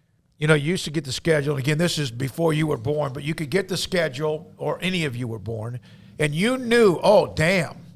But, obviously free agency, the parity, the way the schedule is put together, you just never know. I mean, you could have a team that was 13-4 last year that this next year they'll miss the playoffs. It's crazy, though, the way it's hard to forecast. And even if you mentioned some of the teams that have been very successful, let's get to something. What is the city of Dallas going through right now with what the Stars? My God, was the goaltender great for them, but it didn't work out. What is the city of Dallas like right now with what the Mavericks have done? Yeah, it's fun, man. And, no disrespect to the Stars. Jacob Odinger, like, holy cow, what an amazing effort by him. The Stars get swept out of the playoffs if not for him. And instead, they took it to overtime in the 7th game. That was a thrilling series. But, I'd say in the decade that I've lived in Dallas, the Stars have easily been the most successful of the franchises here. They made a run to the Stanley Cup Finals in the bubble, and they've made a few playoff runs. But this is the first time in my decade here that the Mavs, Cowboys, or Rangers have really put a run together. Because the Cowboys obviously haven't gotten to a conference title game in a while. And this is the first time the Mavs had won a playoff series since they won the championship in 2011. So it's been fun to see the city get excited about one of the big teams. And yeah, I was downtown last night for the game, and there were people in the streets. There were probably 10, 12,000 people watching the game at the American Airlines Center, even though it was a road game. So yeah, the energy is undeniable. I can't wait for the conference finals. This is going to be my first time watching a series of that magnitude. In the hometown. I can't wait. It's going to be fun. So the city of Dallas has really shortchanged you, right? Recently. Oh yeah. I missed the Mavs title by like a year, and I got here right after the Rangers made their World Series runs too. So like I said, look, I like the Stars. I've grown to really appreciate hockey since I moved here, but I don't think the Stars move the needle the same way that the Rangers, Mavs, and Cowboys do.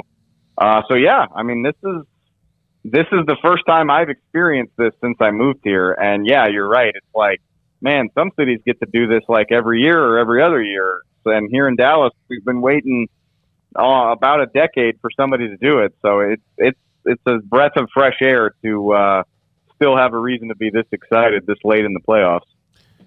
David, it was amazing. It's amazing because the Cowboys, it's been since '95. It's hard. They're aware.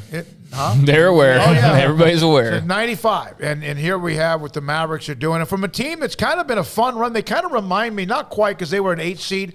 Golden State made a deep run one year. I think maybe went to the finals. I don't think they won it. They had the guard that was so good.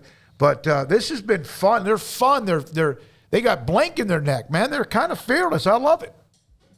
Yeah, hey, Luka is very obviously. He's one of the 5-10 best players in the league, and I was thinking about this today. LeBron's not in the playoffs for the first time in forever. KD got eliminated quickly. Obviously, they're about to play the Warriors, so like some of the old faces are still hanging around. But Giannis, the guy who he won the MVPs and he won it last year. Like a lot of the established hierarchy is at home at this point. So, between Miami and Boston and now the Mavs, you got a lot of like young, exciting teams. Jason Tatum's over on the other side. Luka could maybe, he could really make a stamp and really kind of carve out his legacy if he finds a way to beat the Warriors.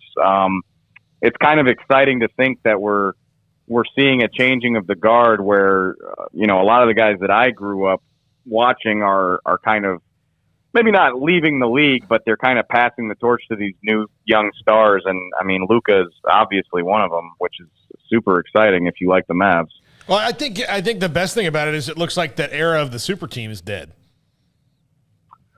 Maybe, but all it takes is one off season for that to change. That's the crazy thing about basketball is like you can change the whole league based on two guys deciding they want to go somewhere. And I'm not a huge NBA fan, so I don't even know like who the free agents are this year. But all it takes is like a trade or one guy deciding to sign somewhere, and we're sitting here saying like, well, oh my God, who's going to beat them? But right, because I think it's definitely more fun this way. David, thank you very much. David Hellman, DallasCowboys.com on the rookie mini camp over the weekend. And again, how the Cowboys look. We do that when we come back. But there's a couple of guys that you want to see. I heard Brada say this, and he was talking about Sam Williams just seems to have something. The Tyler Smith has got that nastiness. Damone Clark, but you don't really know. But you really don't know. Like Mickey had like 2 pages of notes. I'm sure Mickey can get into like the weeds of it when we talk to him. Yeah, but he, David's just being realistic. Like there's not a whole lot of hot takes to take from a mini camp, but I know Mickey did have a lot of notes, and Damone Clark was a name that I definitely saw as being one of the more impressive guys. Just looking at him, like physically out there, he looks the part. So, yeah, I mean, there's just a little bit of a lull, but that lull is not going to last long. I mean, we're mid-May, so got a couple months until start to count down for training camp in Oxnard, and then that's when the party will really get started, and practices will start to be, events where you do start to take some things away. You do start to notice a little bit more about Jalen Tolbert or whoever else. But yeah, I got the early stages of just kind of working out in shorts to get taken care of first. And, they're still signing rookies. I know for Baylor, I had an article ready to go, but Tyquan Thornton still hasn't signed his rookie contract. JT Woods still hasn't signed his rookie contract either. So there's a lot of that stuff still getting done in the NFL right now as well. A lot of cuts, too. I need to almost daily go look like who's been cut, who's still on teams. There's a lot of shuffling going on. I wonder if this site that I used to always rely on, nope, it's not open anymore, KFFL.com. Oh, I remember was a great site. I mean, it was phenomenal. Hey, I got this from Eric, and I know we have top 5 coming up, but I want to share this. Dr. John Chang is one of the people who is a person who charged the gunman, and we try to, I know there's a lot of things that happen over the weekend. There's something every single day, and we hope that we give you a chance to kind of maybe get away from the realities of life. Is the one who charged the gunman at Laguna Woods church shooting. He's a Baylor. He went to Baylor. Eric just sent me this. He goes, hey, have you all heard the man that was killed by the gunman in the California church was a KOT at Baylor? Died a hero. His little brother was a fraternity brother of mine, SAE at Baylor, Eric in Lubbock. And Eric, I did not know that until you had sent that earlier in the show. He said, I just talked to Chang. John took his mom to a Taiwanese church for the first time since his dad passed away 3 months ago. A retired pastor from her old church was a guest pastor that day. A mainland Chinese activist who hates Taiwanese. On and on. The gun was jammed, and some other parishioners took the gunman down. Pray for Chang and his family. His mom him. Has had to bury her husband and now her son in 3 months. It's pronounced Chang. Eric in Lubbock, we appreciate, Eric, you sending us that information about John Chang being a hero and charging, among others, the gunman in that shooting in California. Yeah, there's a lot of hate in this world. I don't get it. I sometimes feel like I don't even belong here because I just don't understand the world and all the hatred and just the racism and the just anger and all that. I don't get it. I really don't. But he was a hero, no doubt. 91 Baylor grad, just 52 years old, and sacrificed his life to save others. And there's nothing more admirable than that. So definitely rest in peace to him. Best wishes and thoughts for his family. I can't even imagine. And just going to church, man. Just going to church. Go, where we're going to go eat afterwards. That whole deal. And you just can't even imagine. But, yeah, it's a crazy world we're living in, and just sad. Just sad. When we come back, Paul Catalina, Eric in Lubbock, thank you for sharing that. We did not have the connection. Paul's Top 5 is next. Parenting is full of surprises. You never know what to expect. So after our son was born, I called my Texas Farm Bureau insurance agent to set up a life insurance policy in case something happened to me. Sawyer is now 2. And we'll soon have a sister. There's no one else I would trust with protecting my family. Stop by and see our agents at one of our 3 McLennan County locations.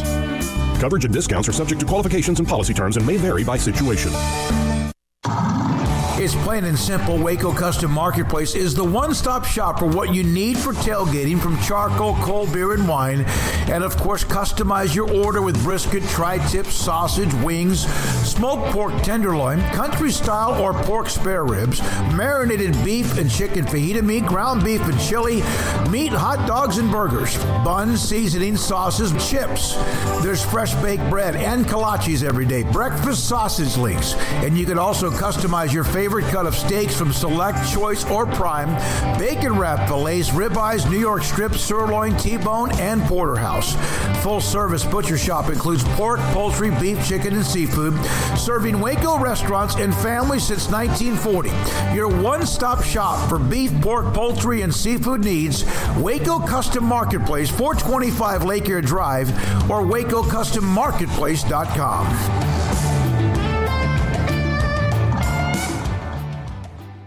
From the first workout to the last practice, sports is an incredible challenge.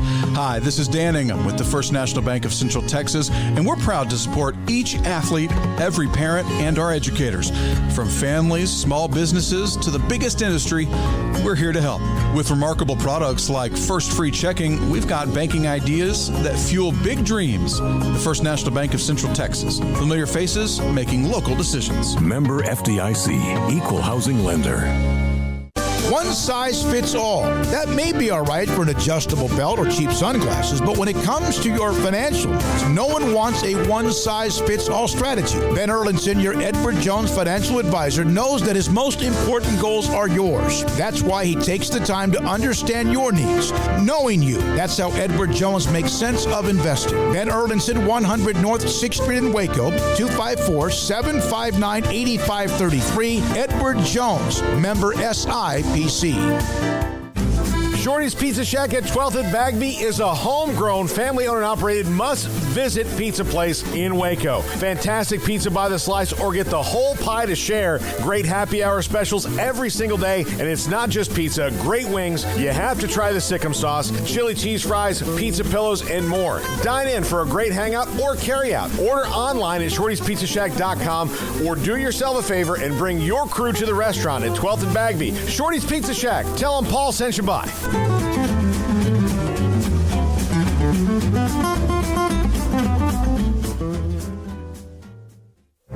Stepping into the boots of a U.S. Army officer can add confidence and leadership skills to your son or daughter's career path. See all the things they can achieve in our boots at GoArmy.com. U.S. Army Waco Recruiting Company, 254-598-8131 or 254-776-1543. This is Paul Catalina's Top 5 at 555. Welcome back. Sikkim 365 Radio, 365 Sports. Paul Catalina, David Smoak, Craig Smoak, Top 5 potential impact freshmen. We talk about the portal a lot, but these guys are actually, recruited out of high school. Novel thought like Neil McCready mentioned earlier. Number 5, Aaron Anderson, wide receiver, Alabama. Alabama lost a lot of wide receiver talent into the draft. They did bring in, what's his name? Jermaine Burton from Georgia. I almost said Jameson Williams. He's in the NFL now. But Jermaine Burton from Georgia. But this is a classic 4 or 5-star recruit going to Alabama, has a chance to make an impact. Year one, look, they got one of the best quarterbacks in the country. Wouldn't be surprised to see the freshman wide receivers in that program, particularly Aaron Anderson, make an impact early. Yeah, he's a big-time speedy slot guy and, a New Orleans cat as well, or at least a Louisiana guy, I believe. So, I trust Louisiana wide receivers. I'm all in on Louisiana wide receivers and skill guys. They got so much talent down there. But, yeah, every year it's somebody new. So it might as well be, a young kid coming in like Anderson that could make an impact. But, yeah, it is weird how we just to completely lose track of, there's recruiting classes. It's not just the dude that you got from Michigan or the dude that you got from Georgia or whatever. But, yeah, he's a talented super athlete, and Bama just churns him out. So it wouldn't surprise me at all to see him be next. Number 4, I believe it's Devon. I heard it said both ways, but Devon Campbell, offensive lineman from Texas. This is a position, Craig's talked about it a lot, that is the most deficient on their roster right now, and he was the number 9 overall recruit at this position this year. And look, they've got a couple of freshmen, high-ranked freshmen that could come in, but he, being the one that's probably maybe the most ready to play, I would not be surprised to see 2, maybe even 3 first-year guys on the offensive line for Texas, probably headlined by him, because that's what they need. You watch the spring game, they've got a lot of spring players and all that, but whoever was back there taking snaps was running away from guys quite a bit.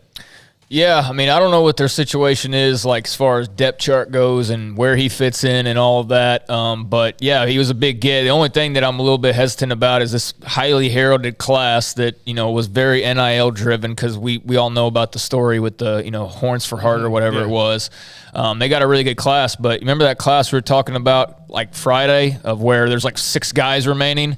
That was the last time they had a big offensive line class, and all of those dudes transferred or busted out, whether medical or otherwise. So, which is why they're in this spot right now. Yeah, which is why, you got guys probably playing as freshmen on the offensive line. So, I do remember when he committed, he was a real big get for them. I'm sure they're going to have some help from the young guys, whether it's him or somebody else. But, there was a lot of excitement when he committed. Yeah.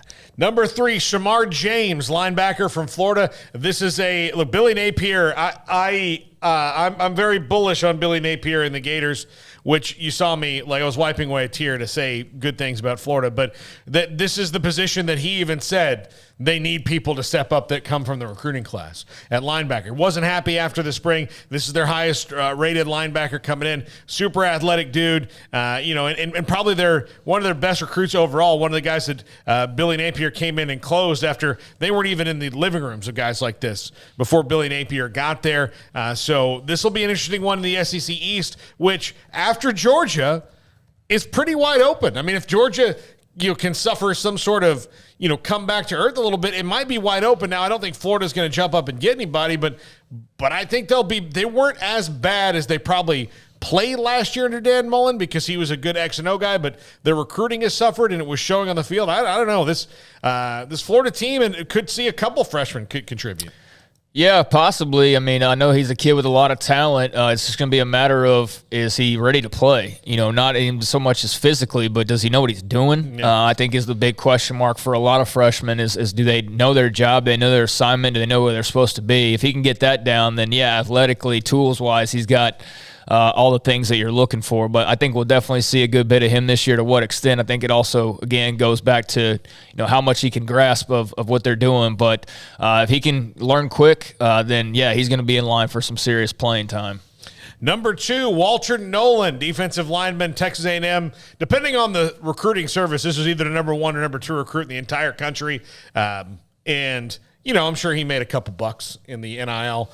They're very much expecting him to come in and contribute to a defense that was really good last year and is going to be loaded with young talent. A&M could have 4 or 5 guys see regular contributions, but I would expect this guy, who was everybody's top choice in the country this year, to come to their school. I would expect to see him play really early and really often.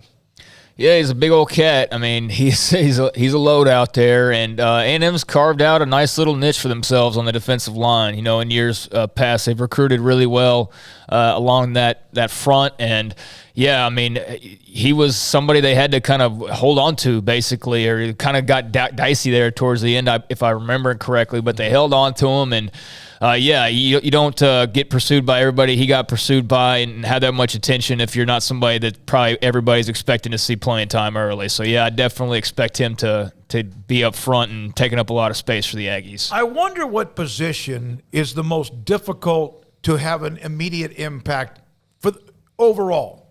I mean, you have quarterbacks and wide receivers, deep, but I wonder which position. I think it's offensive line. Yeah, you got it. Maybe the mentality, the physicality, the mentality, all that. Yeah. You get the other thing at the offensive line. You got to know what everybody's doing, where they're like supposed to be stepping and all that stuff, and you don't have.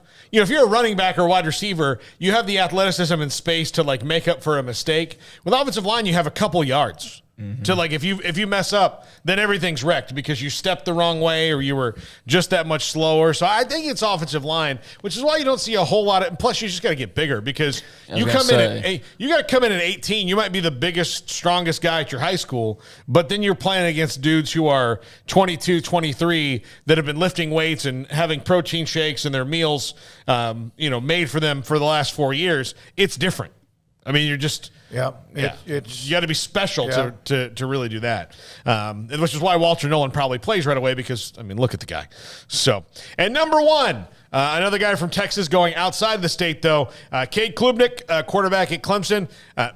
Dabo Swinney's not afraid to start a freshman. He did it with Deshaun Watson. He did it with Trevor Lawrence. And both those guys ended up getting drafted really high and are excellent, have excellent potential in the NFL, if not already success. And DJ Uiagalelei is not – he's not running away with this, even though he was one of the number one players in the country when he came out. They've already had a battle in spring, and nobody really took it, which leads me to believe that if Clemson is the same as they were last year offensively, then I would think that, 2 or 3 games in, they'll switch to Cade Klubnik. As a matter of fact, with Deshaun Watson, played him as a true freshman, but didn't play him until after they lost to Florida State in a game they should not have lost. Florida State had no answer for Deshaun Watson. After that, they put Deshaun Watson. I think he got hurt a little bit too in that game, but once he was healthy, it was like, that's it. No, he's the quarterback. So Dabo Swinney's not afraid to play a true freshman quarterback in the slightest.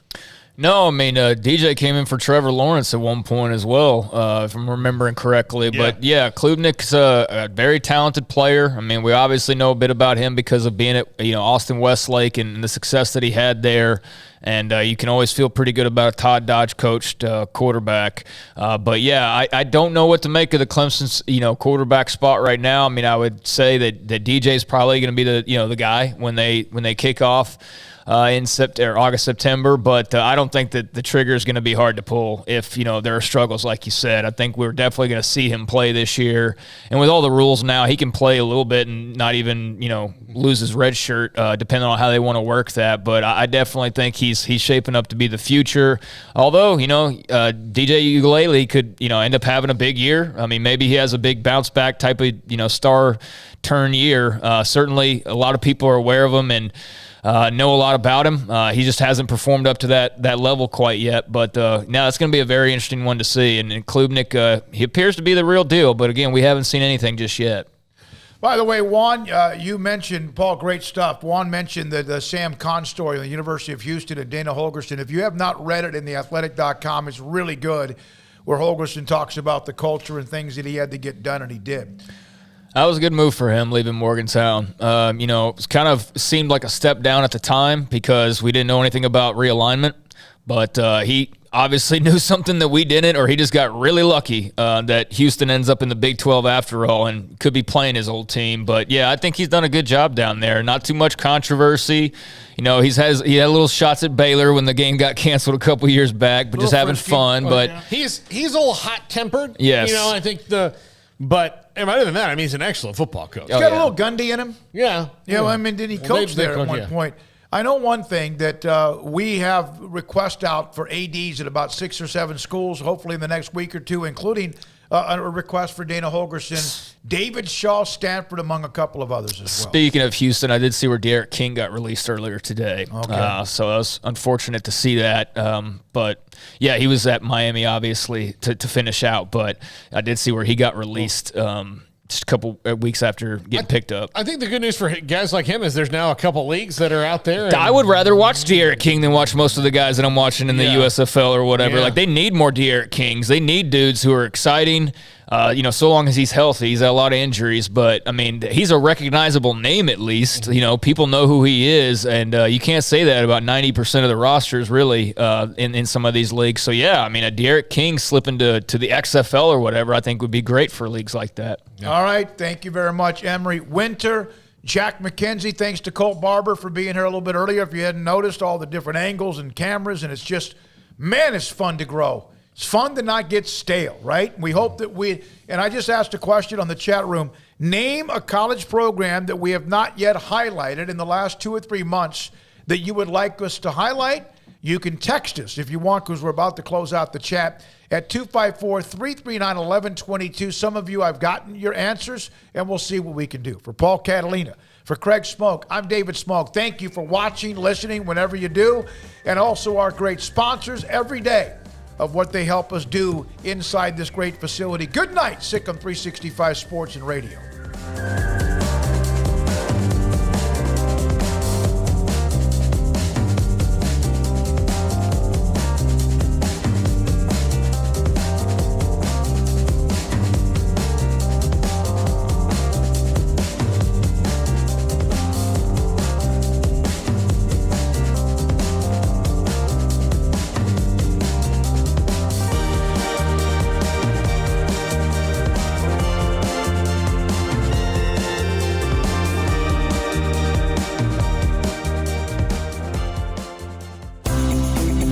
Ideal MRI is a small family business right here in Central Texas. We're open to support you while lowering the cost of healthcare bills. When you need an MRI, ask your doctor for an Ideal MRI. Visit us at idealmri.com or call us at 833-IDEAL-MRI.